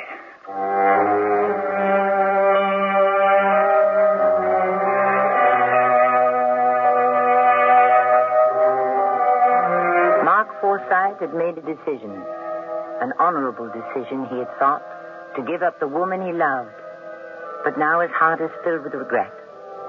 He feels that he is responsible for her death. There is something else troubling him. Something he hasn't as yet revealed to anybody.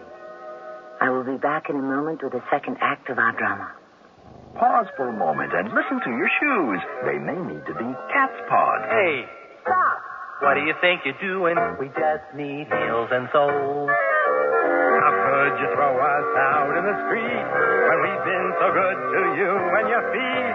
New shoe prices out of sight. Look for the sign of the cat and make your tried and true shoes as good as new shoes.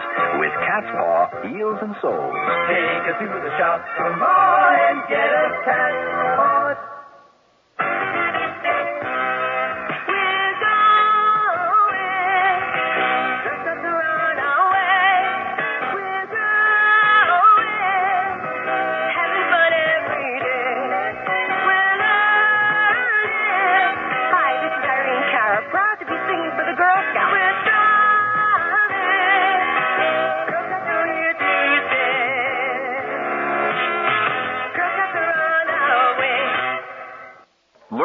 happening in the art world today. Don't miss Art 1982 Chicago at Navy Pier. Chicago's world-class International Art Exposition returns to Navy Pier May 14th through the 18th. On display will be the works of 2,000 outstanding artists, contemporary and old masters. Come simply to browse or add to your art collection. All works in this museum-quality exposition are for sale. Hours May 14th through the 17th, 12 noon to 8 p.m. May 18th, 12 noon to 6 p.m. That's the Chicago International Art Exposition at Navy Pier. Do you know me? American Express does. In fact, they never leave home without me. I operate Artist and Writers, a new Gene Sage restaurant across from the Drake on Walton. Drop in at Artist and Writers for luncheon, dinner, cocktails, late supper, entertainment. And if you forget your American Express card, don't worry about it. We accept cash, too. By now, you probably know me. I'm Gene Sage. You do know me, don't you? Otherwise, why am I doing this? Artists and Writers, the in place to be, the place to be in.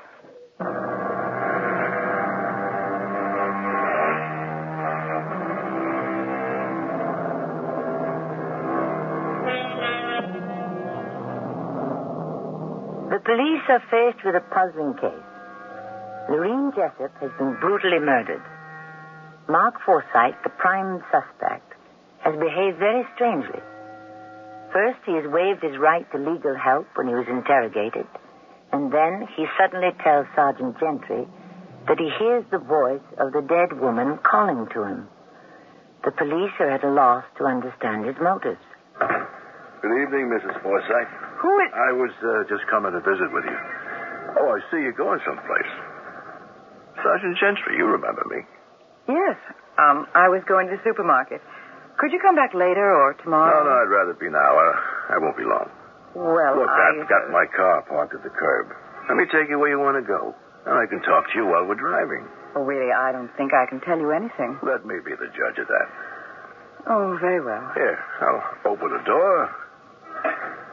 Step in. Now, where's the market? Straight ahead. You'll see it on the right, less than a mile. That night when Lorene Jessup was killed, what time did your husband come home? You knew he had been to see her earlier, didn't you? Yes, I knew. He came home about 8:30. 8:30, huh? You had dinner waiting for him? He wasn't hungry. He was too upset to eat. Not even a glass of milk and a sandwich? No, nothing. He just fell on the bed and slept. Well, he didn't go to bed. I mean, he didn't undress? No. I distinctly remember his sleeping fully dressed. I took off his shoes while he slept. I see. And then you went to bed? No, not right away. Perhaps an hour or so later. About 10? About 10. No later. Tell me, did he sleep soundly that night? No. I heard him tossing and turning. I heard him call out several times. Could you make out what he said? Not from the other room. Well, you were not sleeping in the same room. No. Could you understand what he was saying when you finally came to him? I mean, came into the room where he was sleeping. He was still asleep, but quite agitated. He said something about Lorene. I couldn't understand anything but her name. I woke him up. Was he still dressed? Yes. I had removed his shoes earlier, but he had put them back on. Didn't you think that strange? Yes. I asked him why he had done it, but he seemed too confused to answer me. It rained very heavily that Friday night. Rain, sleet. Were his shoes wet? Oh, he hadn't gone out. Were his shoes wet, Mrs. Forsythe? No. I don't know. I didn't notice. I see.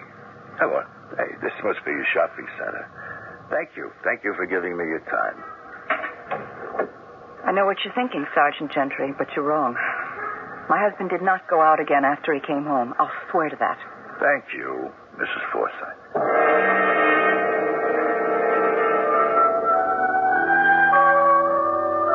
Father Gogarty? Yes? I'm sorry to interrupt your father. I want to talk to you. Certainly. Come back to my study. Hard to talk here.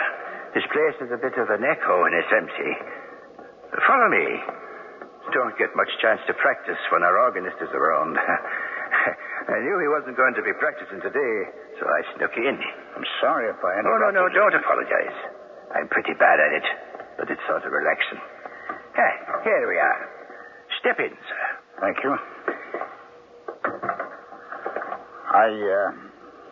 I don't quite know how to begin. Take your time, son. I think I better tell you that I'm not of your faith. This is not a prerequisite for a talk with me. Perhaps I can help anyway. Well, I hope you can, Father. I'm a married man, married for nearly 10 years to a woman that I'm fond of, but not in love with. Were you ever in love with her? No. She loves me. She knew how I felt when we were married. I see. Now, you're going to tell me that you met someone else and fell in love with her. Yes, that's right. It was the most important thing in my life. I wanted to leave my wife and run off with her. But, you haven't done so. No. I told her that I couldn't. You have resisted temptation, my son. You have done nothing wrong. The woman I loved is dead. I think I killed her. You think you killed her? She's dead. The police say murder. Go on. I had told her that I couldn't go through with it. I couldn't desert my wife. There was a quarrel. She forgave me and said I was doing the right thing. I walked out. The next morning, the police came. She was dead. Murdered. What are you trying to tell me? I feel that I killed her. You feel? You think? You aren't sure? That night when I came home, I ate something. I drank a glass of milk, and then I threw myself down on the bed, fully dressed, and fell asleep.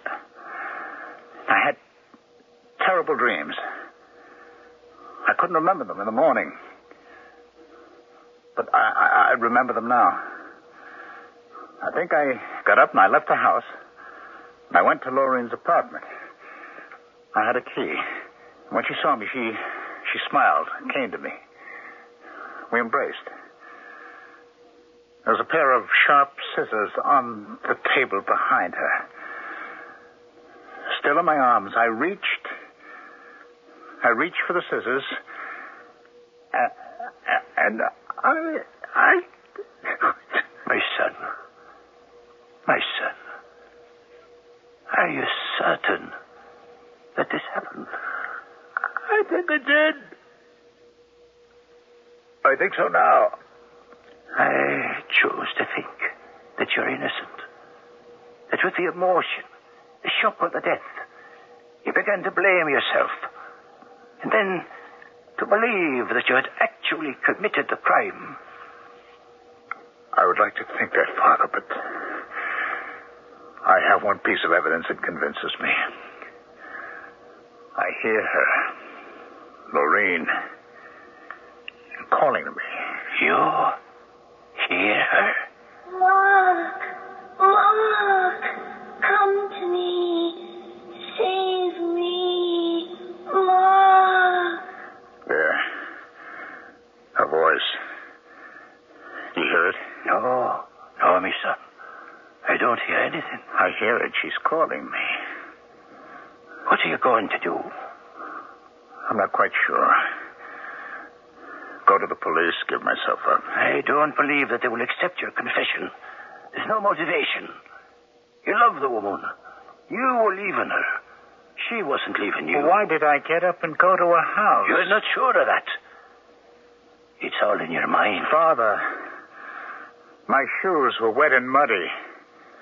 The next morning I found them by the side of my bed. I had gone out that night.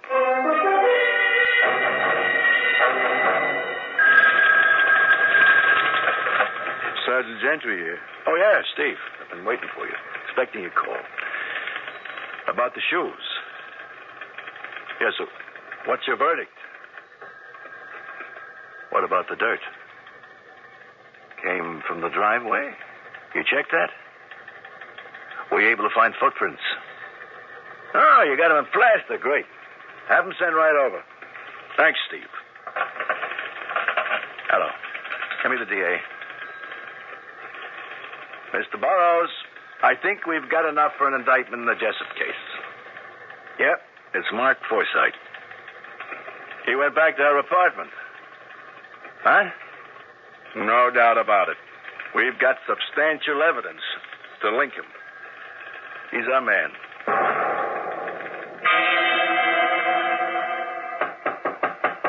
Come in. Am I disturbing you, Mark? No, Carol. I'm not doing anything. Sergeant Gentry called. Did he? He wants to come over. I can guess why. By the way, Carol, whatever happened to my heavy brown shoes? Well, he took them several days ago. Gentry, huh? Yes. He said he would return them. When? After the trial? What are you talking about? Don't you know that those brown shoes will be a very important piece of evidence in my trial? Trial? You haven't been arrested, charged. I will be very soon. Probably this very afternoon. The shoes are incriminating. The shoes I wore that Friday night. You know, didn't you? I knew.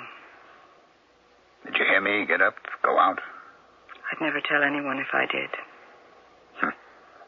But I'll tell.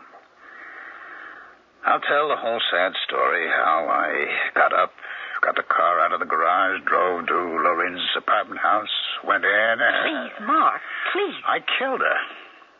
I loved her. And I killed her. You didn't. You've got to keep saying you didn't. This is all in your mind. It never happened. It happened, all right.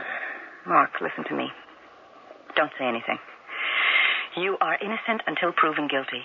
A jury would never convict you unless you convict yourself. Carol, I'm so weary of it all that I don't really care what happens. Oh, that's probably Gentry. Let him in. Mark, please. He mustn't see you like this. It's becoming impatient, Carol. You better let him in now. Come on. Please, Mark. Now try to get a hold of yourself. Oh, Sergeant Gentry. Come in, won't you? Thanks.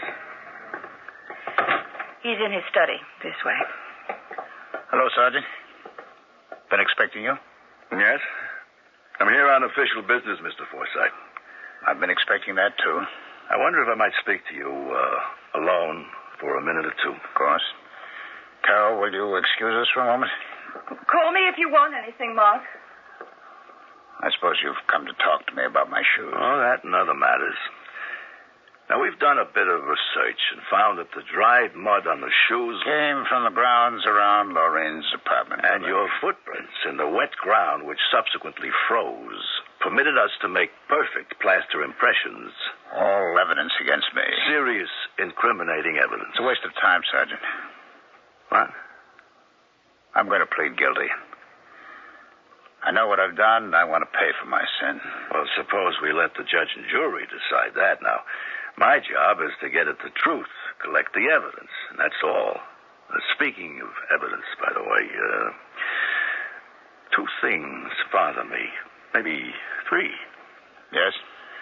Now, 4 days after the incident, I came here with a search warrant, went over the clothing you wore that night. Only your shoes revealed anything. There was nothing on your clothing of an incriminating nature. Well, wasn't that enough, my shoes? They were covered with dried mud. That's strange. You had made no effort to wash off the mud. Well, you see, I'm not a professional. I understand. But how and why did we find mud inside the shoe as well as outside?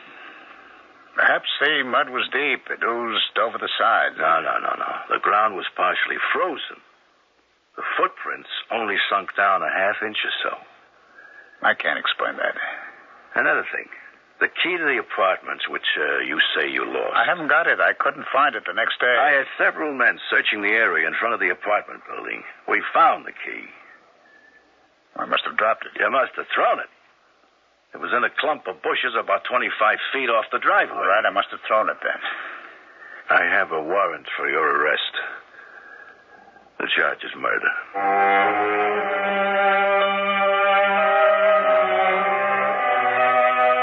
Mark Forsythe is convinced that he has committed murder. He is so certain that he has done it that he won't make a move to save himself. He wants to pay for his crime. He has refused to listen to those about him who have doubts about his guilt. He hears the voice of the woman he had loved calling to him, and he only has one wish, to join her. I'll be back with Act 3 in a moment. The Value Rite Pharmacy Summer Sale is going on right now, and your participating Value Rite is featuring some of the hottest bargains of the year on brand name products to help you feel great and get the most out of summer fun. Check out this Value Rite radio special on Dulcolax. For occasional irregularity, Dulcolax suppositories can bring relief in as little as 15 minutes in most cases. Tablets help give overnight relief. Use only as directed. 24 tablets or 4 suppositories, just $1.89. Look for the Value Rite sign in your neighborhood, or check the yellow pages for the store nearest you. Value Rite. If you've been waiting to buy a new appliance, your White Westinghouse dealer is now offering great values on brand new White Westinghouse 1982 models of refrigerators, freezers, washers, dryers, dishwashers, and ranges. And just when you need it most, White Westinghouse dealers are featuring a great spring price down event on previous year's models, floor samples, and other price down values. So buy now and clean up at the White Westinghouse Great Spring Price Down. White Westinghouse, we're making things better for you. This is WBBM Chicago. We'll take more care of you by the British way. The British way. It's our very special way of taking care of you. We've made personal service a tradition ever since we arranged a conquering tour for Julius Caesar. You'll find this service perfected in our British Airways Super Club, a separate reserved section where the business traveler can relax or work and always emerge refreshed. Super Club comforts you with a special check-in and then delights you with extra wide seats to London, only 6 across, complimentary drinks, champagne on us, plus a choice of super meals.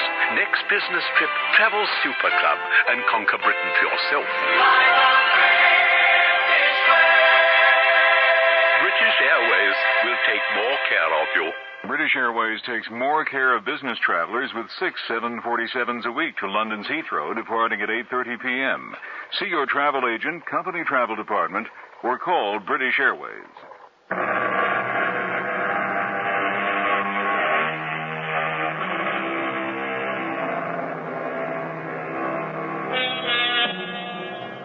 The case against Mark Forsythe is not as clean-cut as the police first thought. First, the motivation is lacking. Why should Mark want to kill the woman he loved? It was his decision not to go off with her, but to remain with his wife. The muddy shoes are the most difficult element in the mystery for Sergeant Gentry to understand. Why should there be mud inside the shoe as well as outside? It is now over a week later. Sergeant Gentry is sitting in his office late in the evening, trying to put the pieces of the puzzle together. Sergeant Gentry. Who? What does he want? To speak to me about the Jessup case. Look, he's probably some kind of crank. I haven't got the time or the patience. He's a what? A priest. Oh, great, a priest. Sergeant Gentry and Patrick Augerty. Well, come in, Father. I'm afraid I haven't much time to give you. I won't take too much time. To get right to it, a very much troubled man came to see me in my church. He was in need of someone he could talk to. When I read about him in the papers and saw his picture, I knew it was him. Mark Forsythe. That's right. It was him, all right. So what did he tell you? I'm not at liberty to divulge what someone has given to me in the confessional. He confessed to you? Indeed, he did not, sir. Well, if he didn't confess to you, what's the purpose of your visit? The purpose? The purpose is to tell you that the poor man is innocent. I am a very astute judge of human nature, Sergeant. I listened in my time to a lot of outpourings of the heart and soul. He is innocent. I know it. I feel it. Well, unfortunately, the law doesn't work on hunches. Mark Forsythe will be given a fair trial. Father, thank you for coming. I'm not a betting man, Sergeant, but I'll bet that I'm right. And you're wrong. How much? Money? I would never bet money. against my principles. So what then? I'm extremely fond of Irish coffee. There's a little place I know of where the coffee is superb. I'll bet you a glass of Irish coffee, Sergeant. Mr. D.A., Sergeant Gentry here. You got the Jessup case on the calendar yet? You have. Look, could I have your permission to take another look at it? Yeah, I know you're satisfied you have enough evidence. Well, I have got a couple little worries I would like to put to bed. Going over the statements, I find a few discrepancies that bother me. Yes, sir. I won't bring them to your attention unless I believe them vital to the case. Bye. Sergeant, are you sure it's all right for me to talk to you? Our lawyer advised me not to talk to anybody. Oh, of course, it's your right not to talk, but I'm trying to help your husband. The DA's got his case all together, and he's going to prove that Mark Forsythe is guilty. And you don't believe he is? I'm honestly beginning to think that he is innocent. I think that he has been maneuvered, brainwashed into thinking that he did it. Now, you can walk out of my office, not say a word. Or you can listen to what I'm going to ask you. And answer, if you can. I'll stay. Good. Now, here. Right here on page 2, I asked him what time he left Mrs. Jessup's apartment after the quarrel. And he said, and I'm quoting. He said, I don't know the exact time that I left. It was nearly midnight when I returned home. I drove around trying to get hold of myself. Now, in your statement, you said he came home about 8:30. Statement? I don't remember making a statement. Well, I taped what you told me when I drove you to the supermarket that morning. It was completely unofficial. It was to help me remember. I should have told you I was taping your answers. I think I'll go now. No, please. One more question. Now, I asked your husband about the shoes he wore that night. Now, you told me that he'd come home and thrown himself on the bed, that you had removed his shoes. Yes. Then you told me that when you came into his room later, he was wearing the shoes. He was. Now, in his statement to me, he said that the shoes were on the floor next to the bed. Look, I can only answer for myself, Sergeant Gentry. Our lab reports that only one shoe had mud on it. The other was absolutely clean, not a hint of mud. I can't answer that. Now, I don't know why only one shoe had mud, the other not. There was mud on the inside of that shoe as well. Well, what does that mean? Excuse me. Hello, Gentry here. Who? Just a moment. It's your husband's lawyer, Mr. Helms. He heard you were here. He wants to talk to you. Okay. Hello? Yes, Mr. Helms. I do remember you telling me I was not to... But I thought that... I understood he was trying to help Mark. I see.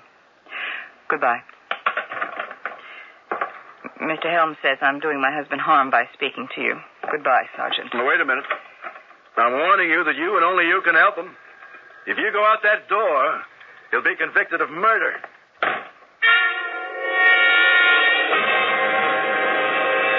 We find the defendant, Mark Forsythe, guilty of murder in the second degree. Just calling, Mr. D.A., to offer my congratulations on your victory. What? Well, I wouldn't mind a promotion. Could use the extra money. Sure. Only I would not like to get it on the Jessup case. What do I mean? I mean we got the wrong man.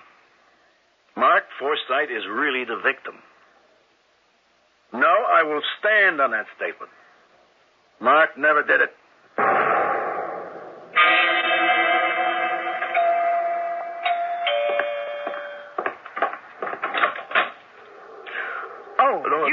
Don't shut the door, please.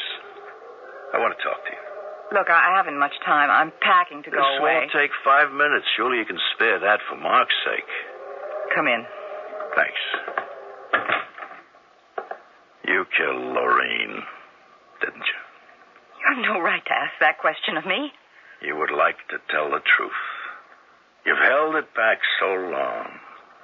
Now, wouldn't you feel better if you could tell the truth? Wouldn't it ease your conscience, Mrs. Forsythe? Why don't you go? Leave me alone. To go all your life with that secret in your heart. You have your tape recorder running, don't you? Oh, no tape recorder, nothing. I don't trust you. What makes you think that I killed Lorene? Marcus confessed to it. He pleaded insanity. The jury didn't believe him. How can you even think that I might have done it? The shoes. Mark's shoes. Mud on them from the section of ground next to the driveway. Now, why should he conveniently step off the pavement so that he could get the incriminating mud on his shoes and in his shoes? Do you know how he happened to get the mud on the inside? I'm not answering I'll you. tell you. You put on his shoe over your shoe to make the footprints in the wet ground. Your shoes had mud on them. No, get out. Get out of my house. While your unsuspecting husband was lying on his bed in a drug stupor. You lie. Drugs that you gave him in the milk he drank when he came home. No. Oh, yes, Carol, yes. So he'd be asleep while you went with his key to Lorraine's apartment. You bought a big, shiny pair of scissors sometime before at the hardware department of the supermarket. You brought the scissors with you that night. You let yourself into Lorraine's apartment. Now, she heard you. She came into the living room. When she saw you standing there with the sharp scissors pointed at her, she called out, "Save me, Mark. I need you." She cried out, screamed. I was afraid someone would hear her. She turned to run away. I ran at her, and she was lying there on the floor, hardly moving. It was blood. You knew she was dying. You went out quickly down the stairs. You didn't take the elevator. Once outside, you felt safe. No one had seen you. You had the key to her apartment in your hand. You threw it away. Yes. You came back to your home here. You went up to the bedroom where Mark was still asleep. You tried to slip the muddy shoes on Mark's feet. He began to wake up, so you dropped them beside the bed. Yes. Carol, could you have gone the rest of your life with that bloody secret in your mind and heart? It was starting to haunt me. I began to think I heard her voice, as Mark did. Mrs. Forsythe, I'm going to arrest you for the murder of Lorraine Jessup. It's my word against yours. I'll say you contrived it all. Made it up to fit the situation. Mark is convicted. A jury of 12 men and women convicted him. He admits he did it. Now he knows he didn't. Mark Forsythe, come into the room. Miss Norton, come in. Mark! Miss Norton, did you hear what Mrs. Forsythe said? What she admitted? I heard, Sergeant Gentry. 2 witnesses and me, Mrs. Forsythe. Mark! I can hardly believe it. You'd be capable of anything so evil. Oh, Mark, forgive me. I loved you. I wanted to keep you. Miss Norton, call Father Gogarty and tell him to meet me at that coffee house of his. And tell him I'm buying.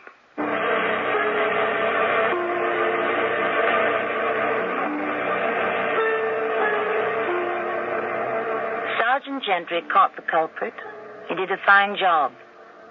But what would have happened to Carol Forsythe if she hadn't been caught? Could she have gone through the rest of her life with that burden? Shakespeare said, "Thus does conscience make cowards of us all, and the native hue of resolution is sicklied over with the pale cast of thought." The burden would have been too much for her. I'll be back shortly. Do you have cash you'd like to invest sensibly? Then you should know about Dreyfus Liquid Assets, the money market fund that combines your money with that of other investors to earn the kind of high interest rates large investors enjoy. Start with as little as $2,500. Then make additional investments as low as $100. With Dreyfus Liquid Assets, your money, or as much of it as you need, is yours whenever you need it. Phone for it, write a check for cash, or to pay your larger bills. You keep right on earning till the check clears. No charge or penalty for withdrawal. No sales fee. Not even a charge for the checks. Today you owe it to yourself to earn as much as you can on your money. Call today, 800-228-5000 for a prospectus, including management fee, charges, and expenses, and a clear, concise explanation of how Dreyfus Liquid Assets helps you get the lion's share from today's money market. Read the prospectus carefully before you invest. 800-228-5000. Toll free, 800-228-5000.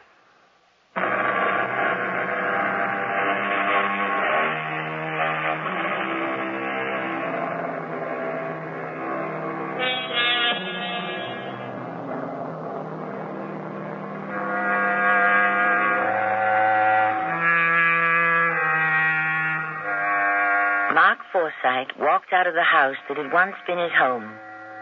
Everything was over for him. The woman he loved was dead. The world was an empty place. And then he heard Lorene's voice calling to him, telling him she still loved him, that she still needed him. Our cast included Ralph Bell, Cynthia Adler, and Bernard Grant. The entire production was under the direction of Hyman Brown. And now, a preview of our next tale. Of course you're not afraid. Oh, I must have been dreaming. Well, just tell me what it is you're not afraid of. I'm not afraid of... I'm not sure. Are we back in Yorkshire or whatever it is, a couple of 100 years ago? Yes. All right. What's the latest? Squire Leroyd has betrayed Moll Tapley. Ah. He hung her husband anyhow. Ooh, the scoundrel. That man isn't fit to live. Is Moll going to do anything about it? Yes. Is this the murder that she's going to commit? Yes. How? I'm not sure. I haven't relived it yet. Oh, Liza, don't you think this has gone on long enough? There's nothing I can do about it, Jim. The whole thing, it's just moved into my mind and taken complete charge. Radio Mystery Theater was sponsored in part by White Westinghouse Appliance Company and Cat's Paw, Heels and Souls. This is Tammy Grimes, inviting you to return to our Mystery Theater for another adventure in the macabre. Until next time, pleasant dreams.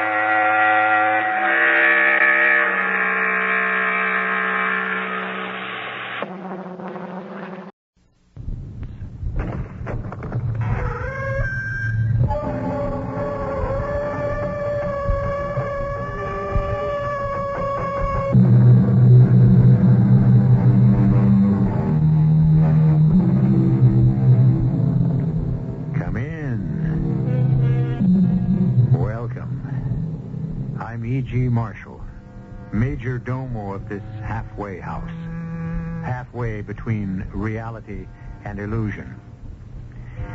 Is this all there is, this insignificant speck of dust that winds its weary way round and round a tiny reddish-yellow sun in a remote backwater of some obscure galaxy in an endless universe? Are we the only sign of sentient life? Is everything else out there, to the infinite frontiers of space and time, lifeless, bloodless, mindless? What are you waiting for? A reply? It's all we can do to pose such a question, let alone answer it. The money is no problem. I can place my hands on $1 million, $2 million, name it. What is the problem? Where can we go? Where? Yes. Once we take that money, we'll have to hide somewhere. Oh, that is no problem. We'll have to hide somewhere for the rest of our lives. Of course. I'm afraid there's no place in this world where we can do that. I was thinking of a place that is not in this world.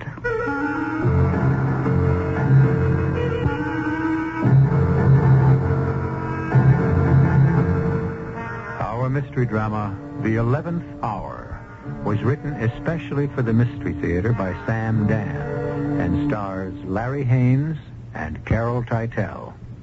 It is sponsored in part by Buick Motor Division and Anheuser-Busch Incorporated, Brewers of Budweiser. I'll be back shortly with Act One.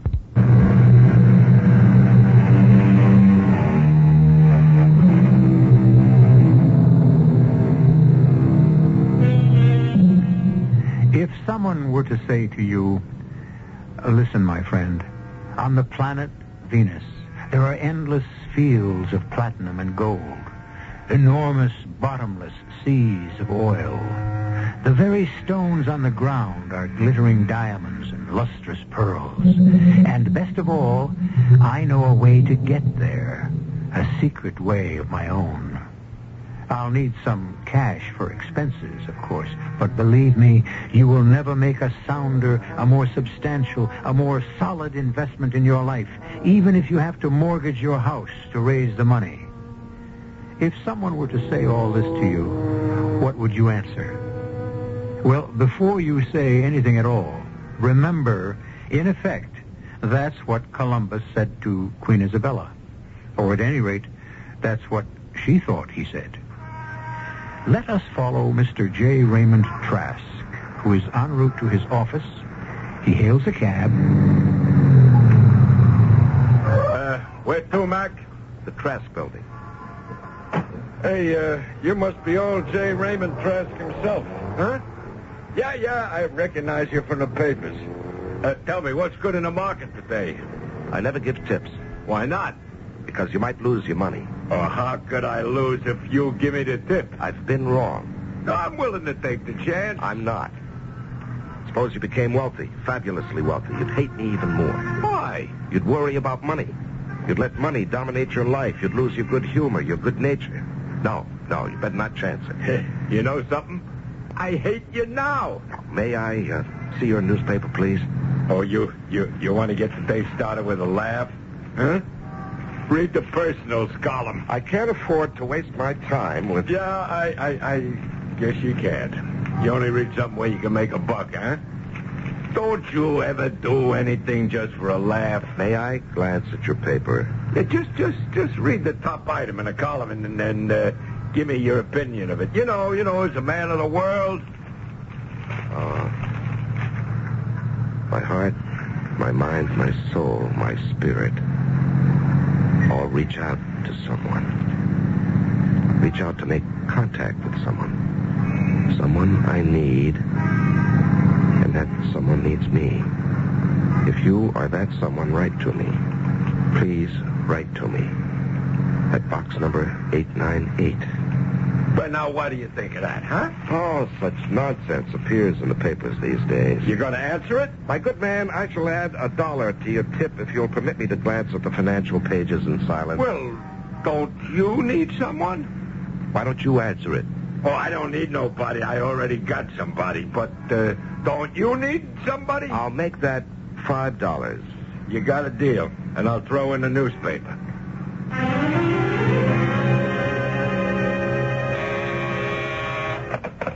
Yes. All right. Send her in. Raymond, I'm sorry to bother you, but... you'll do it anyhow. Very well, Millicent. What do you want? Raymond, it's about Douglas. Yes? You're displeased with him.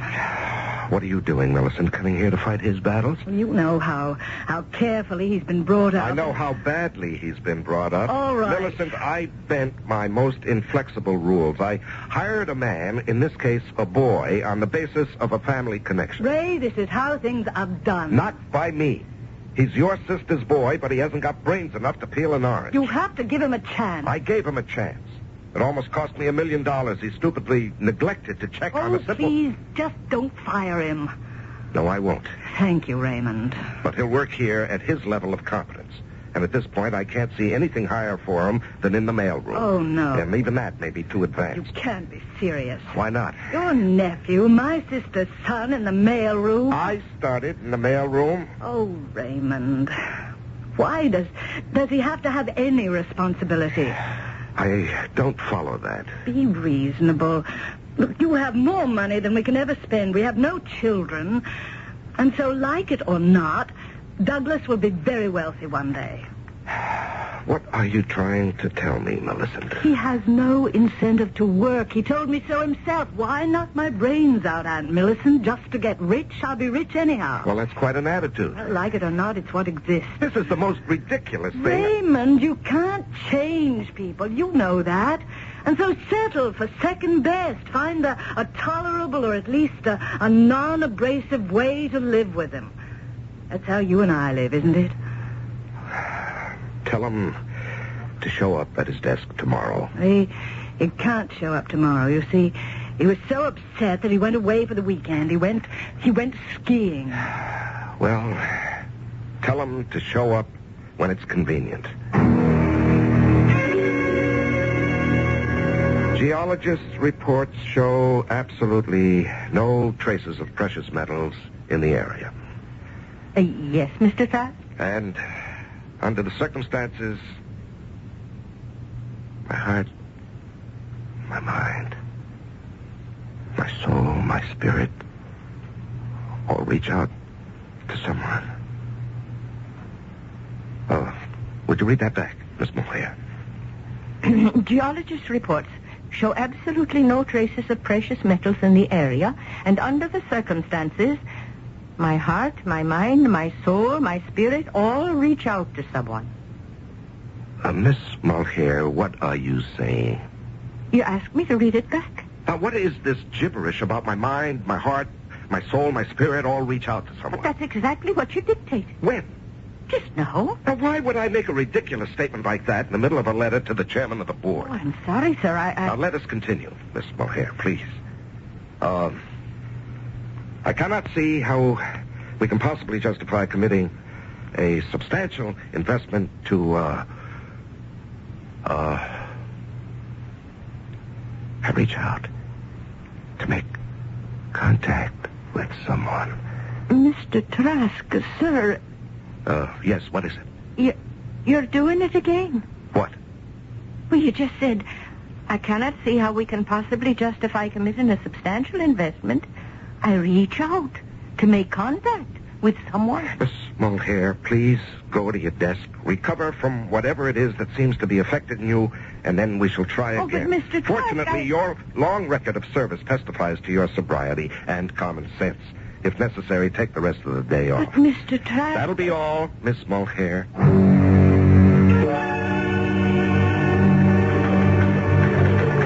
Kitty Mulcair.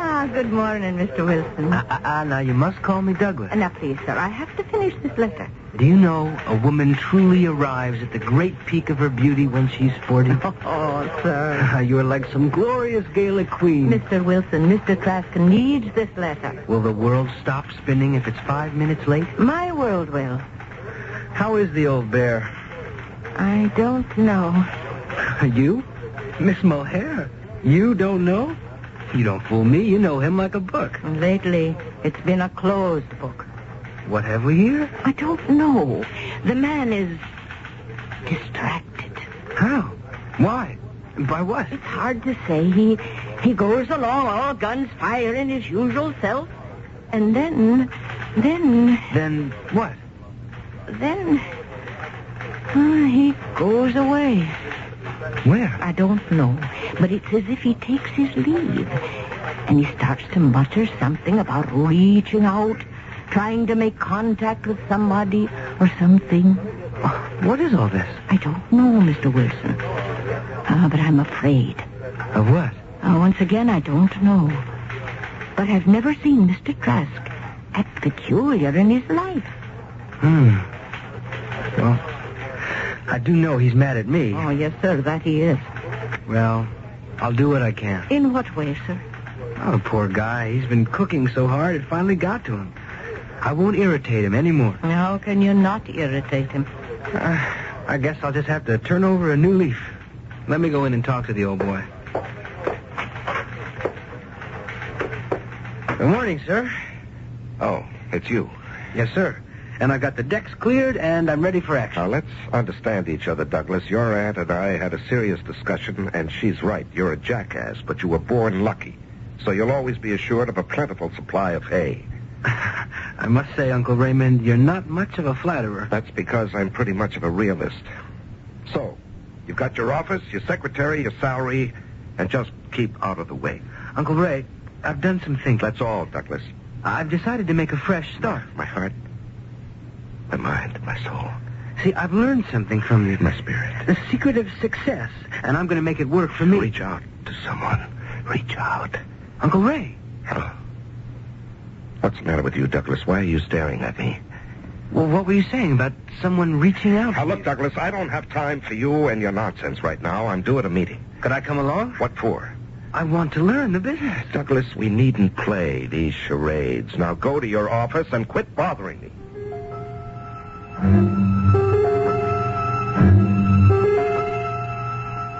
If you are that someone, write to me. Oh, please make contact with me. Write to box number... Raymond, Miss Mulhare said there was no one in here with you, and I... What? What is it, Millicent? Yet I could have sworn I heard you talking to someone. You know, it must be a plot. Everyone's accusing me of talking to myself. I want to talk to you about Douglas. Now what? He isn't happy. Why? He feels uncomfortable doing nothing. Well, that's too bad. Are we, dining at home this evening? I'm going away for the weekend with the Johnsons. I see. What does that mean? Nothing. We agreed to live this way a long time ago. We don't like the same people, the same activities, and so you go your way, I go mine. Oh, I suppose I'll see you Monday evening, huh? I suppose so. Good night, Raymond. Good night.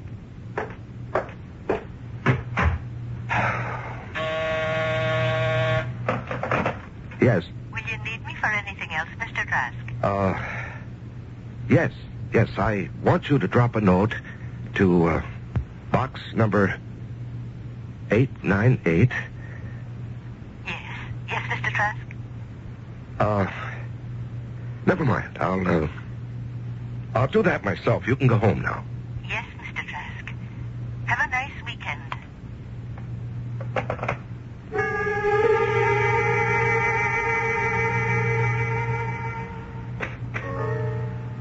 To box 898, Herald Chronicle. I am making contact. J. Raymond Trask is my name.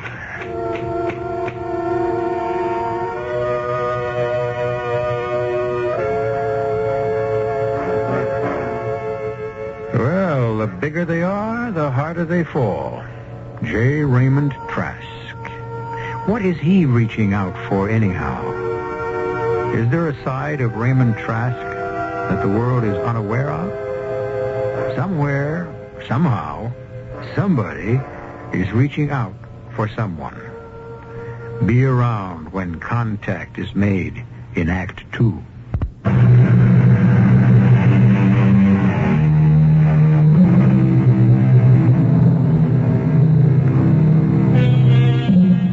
Sometime when you get the opportunity, you might read a fascinating story by Mark Twain called Punch, Brothers, Punch.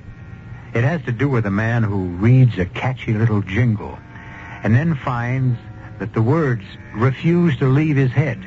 He keeps hearing them day and night. Well, Mr. J. Raymond Trask has accidentally come across a paragraph in the personals column of the newspaper, and for a reason he simply cannot fathom, he is in a similar situation. My heart, my mind, my soul, my spirit. Mr. Trask? All reach out. Excuse me, Mr. Trask. What? Oh, yes. What is it? Where shall I file this, sir? File what? This little clipping from a newspaper. It says, my heart, my mind, my soul. Where did you get that? It was on your desk. Now, look here. You had no business My to take orders from you are to take every single piece of paper off your desk and find a proper place for it. And since I don't know what this means, I don't know what to do with it. Well, couldn't your own common sense tell you where to file that? In the wastebasket. Where else? Yes, sir. Don't touch that phone. Oh, I beg your pardon, sir. Just leave it alone. Well, it's my job to answer your telephone. Until further notice, I intend to do it myself. And I'll get back to your office. Why, yes, Mr. Trask. Hello? This is Rael. Rael? Yes. My name is Rael. And your name is Raymond. And so we have touched. Now, look, I'm not sure that I... What are you not sure of? What? Of what I'm doing. Aren't you? Who are you? What do you want? We have reached for each other. We have found each other. What's this all about? Reaching. Touching. Why did you reach for me? I don't even know who you are. We need each other. And now we have met. Rael. What kind of a name is Rael? What kind of name is Raymond? You still haven't told me. What do you want? What do you want? I want... I don't even know what I want. You must want something, or else you would not have answered my call. When can we see each other? We have already seen each other. What do you mean? How could I possibly know what you look like? You know. You know what you want me to look like. And I know what I want you to look like. And we know what we must do for each other. I must be going crazy. Look, Rael, or whatever your name is, let's forget the whole thing, huh?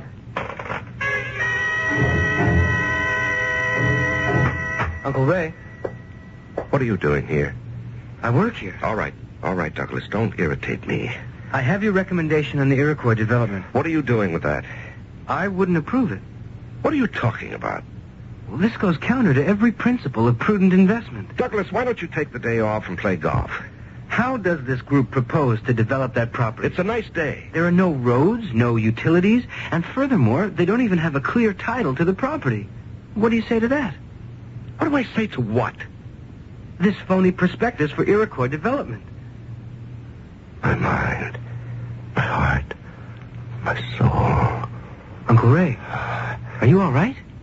Uncle Ray. Who do you think you are? Coming in here and shouting at me? Now go back to your office. Please, check through this prospectus for Iroquois again. You'll see I'm right. Mr. Wilson? I heard every word. I tell you, Kitty, there's something wrong with that man. I think you're right. He'd better see a doctor. I think you'd better see this. What is it? It's a clipping from a newspaper. My heart, my mind, my soul. Say, this is what he keeps talking about all the time. Yes. And he seems to be in a trance. What does it mean? I don't know. But it does sound as if he's a man possessed. Oh, Kitty Mohair. You wouldn't be talking about the little people now, would you? There's something here, Mr. Wilson. Don't ask me what, but something. Taxi! And when the taxi comes, may I share it with you, Raymond? Who are you? How do you know my name? You know who I am. Rael, what are you doing here? I am here because we need each other. No, we can't be seen here, not here, out on the street in public. No? No, I couldn't afford to be seen with a young, attractive woman. Why? Well, my wife. We need each other, Raymond. What is this thing? I read a paragraph in the paper, and I can't get it out of my head. You need me, Raymond. Come to see me. No, I can't. I shouldn't. Where? 22 Addison Road. Why? I don't think I can. Search your mind, your heart, Raymond. Do you have any choice?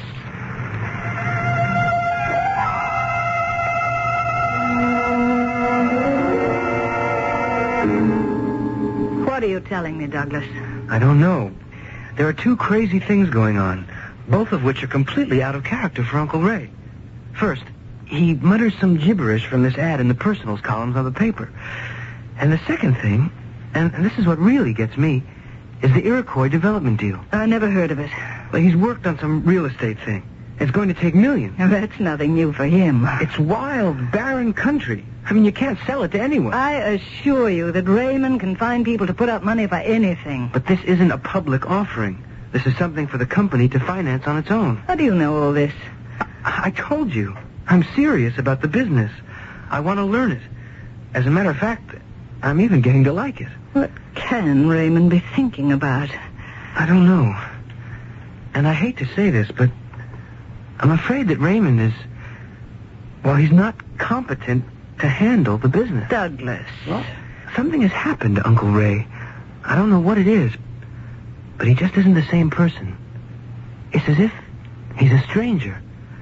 A man who no longer has the faintest idea what he's doing in that office.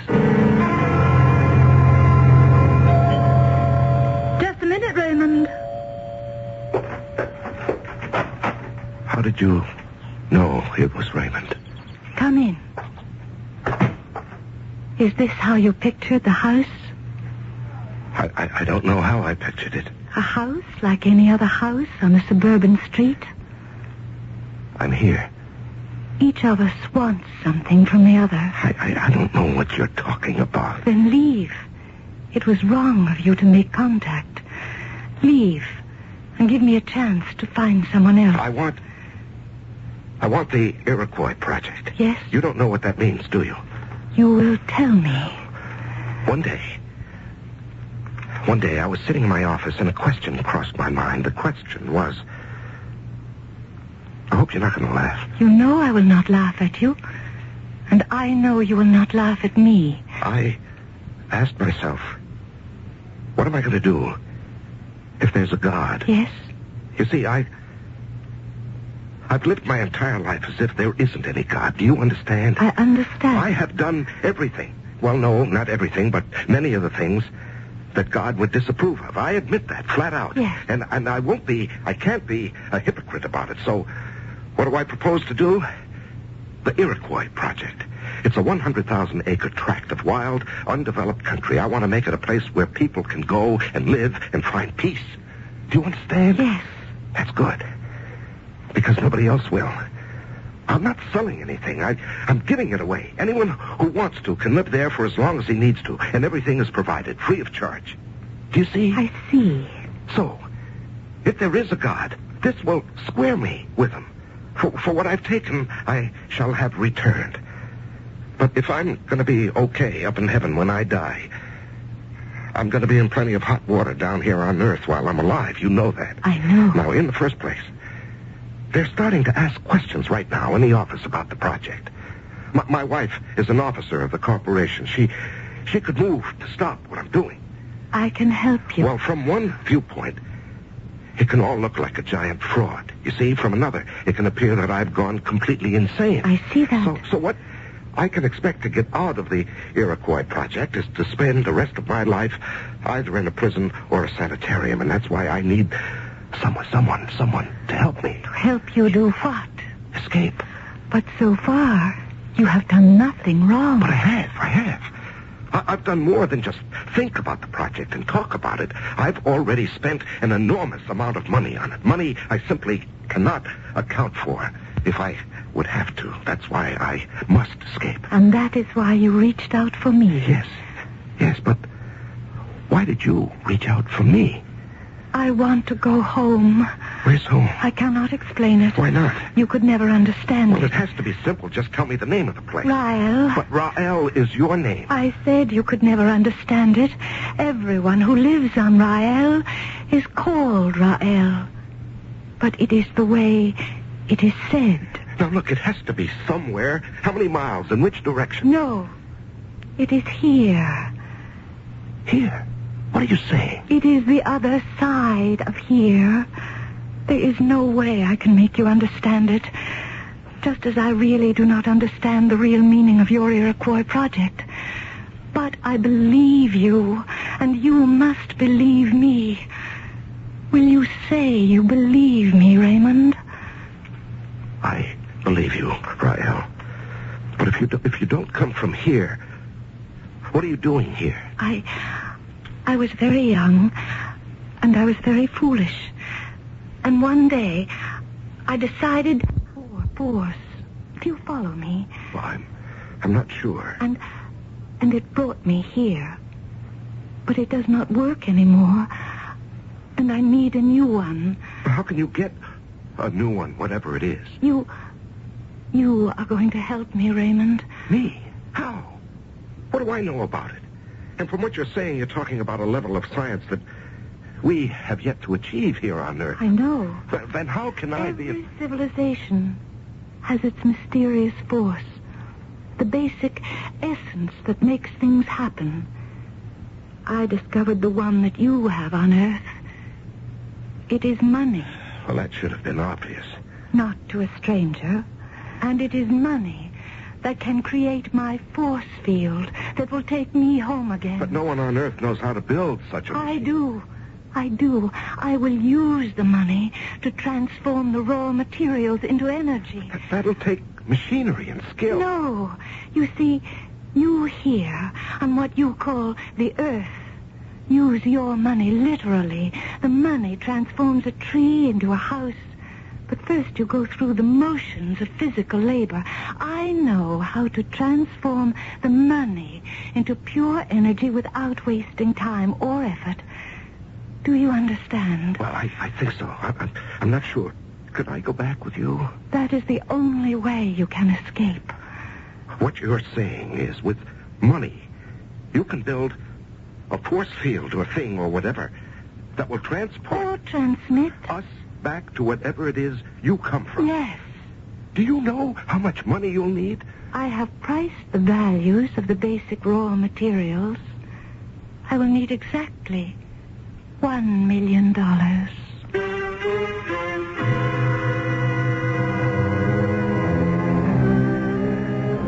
million. True, in these days, $1 million is no longer an awe-inspiring sum, but it's hardly an amount to be bandied about lightly. And consider the conversation you've just heard in context. Is it possible that J. Raymond Trask is one of the shrewdest articles in the financial world? Everybody thinks so. Well, estimates will be revised, upward or downward, when I return shortly with Act 3.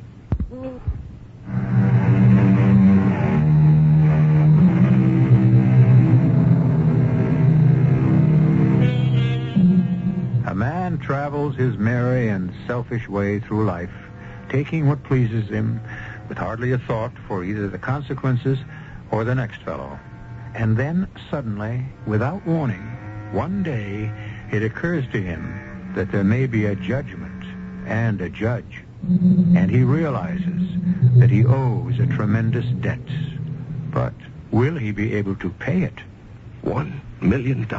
I can convert $1 million into the energy required for us to escape. Well, it won't be easy for me to raise $1 million. I know. No, I'm afraid you don't.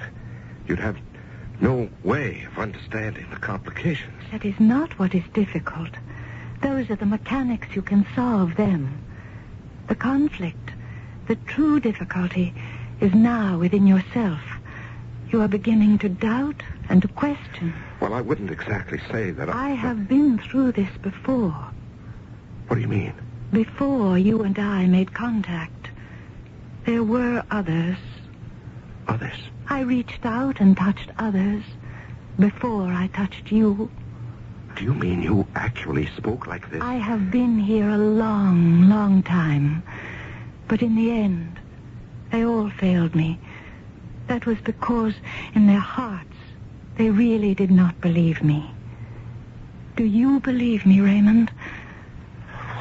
This is the crucial time, Raymond, right now, this minute. Well, I can read your mind. You can? Yes. You are saying, what am I getting into? I read some notice in a newspaper, and here I am talking to a strange woman. And it has to be crazy. Isn't that what is going through your mind, Raymond? Maybe, but it has to be. It has to be. After all, this doesn't make sense. Isn't that why you are here? Because you are tired of making sense.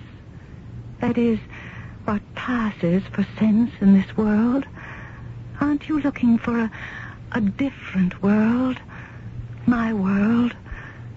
Come with me, Raymond. Come with me. Yes. Yes, Ryle. Yes, I'll come with you.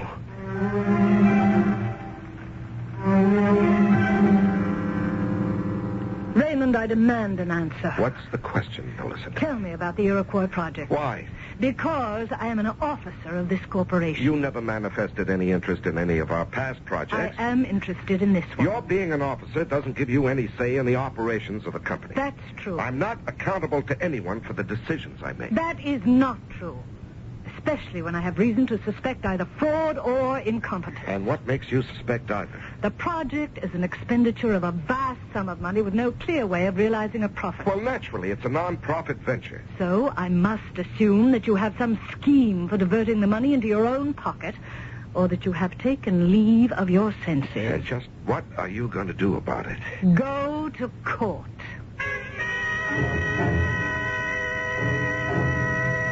Yes, Mr. Trask? Miss Mulhare, I want you to authorize payment for the publication of the prospectuses for the Iroquois project. Yes, sir, but, Yes, what is it, Miss Mulhare? I don't think we can. You can pay anybody anything, Mr. Trask. You see, they went and got an injunction.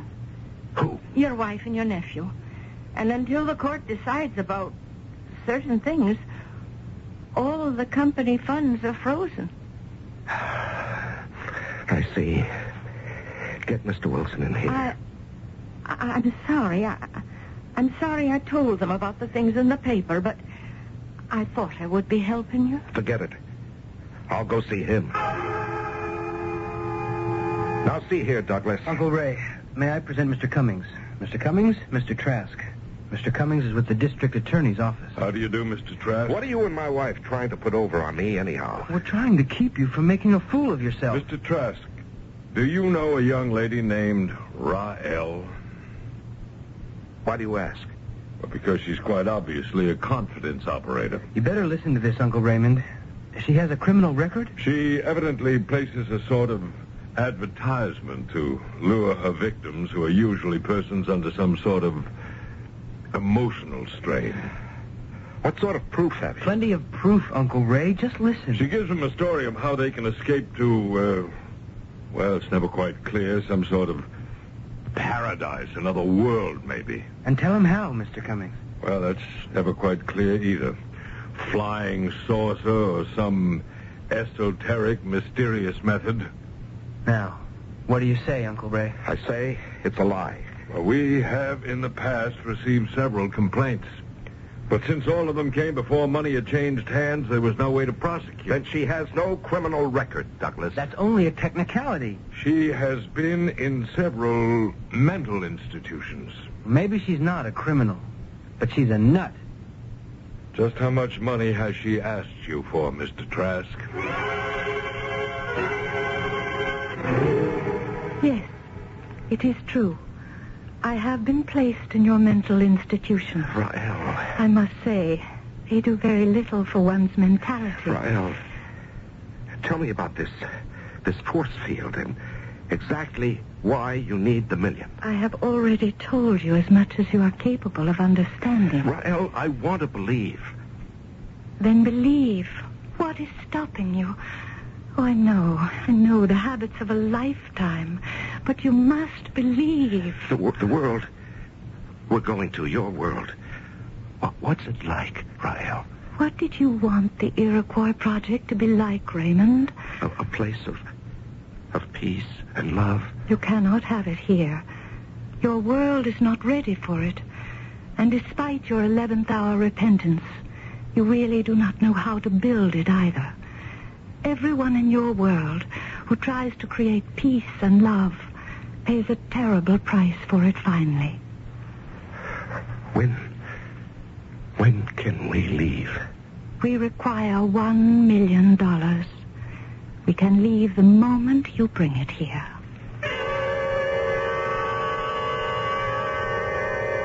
Mr. Trask. Your Honor, I protest this entire procedure. No one has the right to drag a man into a court of law and put his sanity on trial. Mr. Trask, none of your rights have been violated. Indeed, it is the duty of this court to ensure that they are protected. Then what am I doing here? For your own protection, as well as for your families and the stockholders of your company, it has been proposed that you undergo a series of tests to determine your mental capability. In other words, to have me certified insane so my wife and my nephew can strip me clean. Mr. Trask, this court has no such aim in view. It is therefore our decision that you be convicted. Mr. Trask, what are you doing here at this hour of the night? Aren't you supposed to be in Well, let's say I escaped. Oh. Don't be alarmed, Miss Mulhare. I'm not dangerous. What did you come here for, Mr. Trask? I need money. Money? Well, I can imagine you would. I have some money. It's not much, just a few hundred, but it could get you a plane ticket somewhere. No, thank you. I need $1 million. $1 million? Oh, well, we don't have that much in the office. Yes, I know, but I still remember the combination to the safe. Oh, no, Mr. Trask, you wouldn't. In which we have over $1 million worth of negotiable bonds, bearer bonds, which are as good as cash. Please, Mr. Trask, please don't. Don't try to stop me, Miss Mulhare. 16, right? Over to 0. So far, you're not in any real trouble. You can beat them. 24 left. Do this. Over to 0. And you cross the line. I've crossed it long ago. Where can you hide? You'd be surprised. But there's no escape. And here we are. Oh, now put the bonds back, Mr. Trask, please. Out of my way, Miss Mulhare. Just stand aside. No, I'll not let you. I worked for you 20 years. I've loved you for 20 years. You didn't even know I was alive, but I didn't care. Just being here was enough. I said get out of my way. Oh, no, please, listen. Out of my way. Raymond.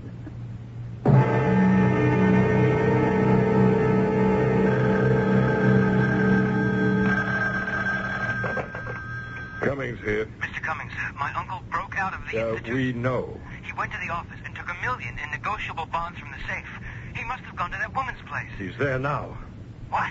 We've had a place staked out. Our man saw him go in there. Don't let him get away. The place is being watched. Don't worry. Rael. Raymond. This is the money. It's even better than money. Look. I see. Rael, I'm a desperate man. Everything I've done until tonight might be interpreted in two ways. But now I've crossed the line. I've stolen this money. But it is your money. Well, it is and it isn't. But I have to know. What Rael. do you have to know? Is it true? What you promised? Look at me, Raymond. Look at me. We are making contact. Yes. Our minds, our hearts, our souls, our spirits are touching. Yes. And now, with the money, I shall create the force that will remove us from this place. Close your eyes. Close your eyes now. Now, hold my hand.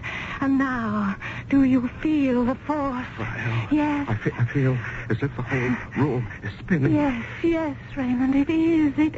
And that smell, that sharp smell. The forces, the life forces in flux. Rael, I'm dizzy. I'm going to faint. Don't fight it. I'm going to pass out. No, Raymond, not pass out, but pass through, pass over, and pass into the other side of the world.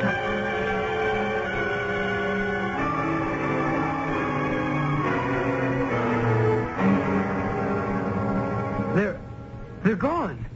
No one's here. Oh, they couldn't get away. They couldn't. We had the place surrounded. We've been upstairs, downstairs, in the attic, down the cellar, not a sign of them. We had the place surrounded. How could they get away, Mr. Cummings? How? I don't know. They must have gotten past your men somehow. Now, look. They can't get away. We've set up roadblocks. We're covering the airport, the bus station. They have no place to go and no way to get there. We'll have them in hand in 24 hours. I promise you.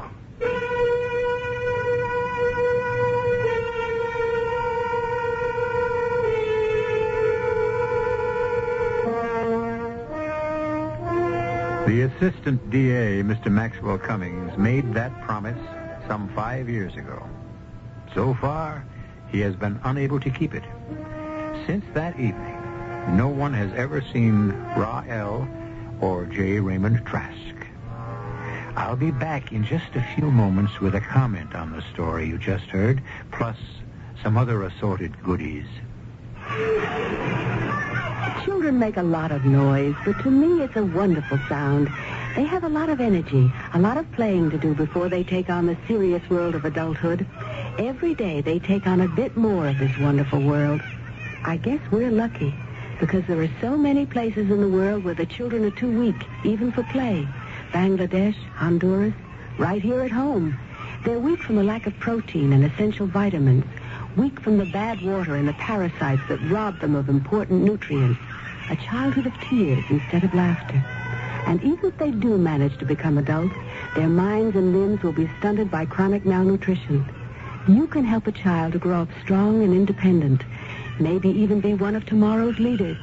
Send your contribution to Save the Children, Box 970, Grand Central Station, New York 10017. That's Save the Children, Box 970, Grand Central Station, New York 10017.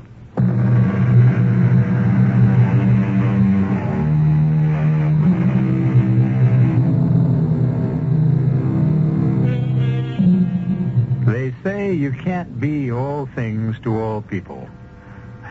We can, because our stories have something for everybody. Do you want to believe Rael is a visitor from another world? Such an assumption cannot be disproved. Is she a slick flim-flam artist? Well, if that interpretation makes you feel better, be our guest. It is scientifically possible to create a force field to break away from the world. It's also practically possible to elude even the tightest police surveillance. All things are possible, especially here, 7 times each week. Our cast included Larry Haynes, Carol Teitel, Mary Jane Higby, Don Scardino, and Arnold Moss. The entire production was under the direction of Hyman Brown. And now, a preview of our next tale. The Greeks and the Romans were hardly barbarians. In many respects, their civilization was superior to our own. And in the second place, it is the height of arrogance to call anybody's religion nonsense. Are you trying to tell me that this silly-looking oaf that is employed in our stables is actually an ancient Greek god called Vulcan? His Roman name was Vulcan. His Greek name was Hephaestus. All right. Just answer one question. If it's true, what is he doing here working for us, this god of yours? With very few exceptions. A visit from the gods usually meant a great deal of trouble for the people he called on. What kind of trouble? I just hope we never find out. The hard way. Radio Mystery Theater was sponsored in part by Listerine lozenges. E.G. Marshall inviting you to return to our Mystery Theater for another adventure in the macabre. Until next time, pleasant dreams.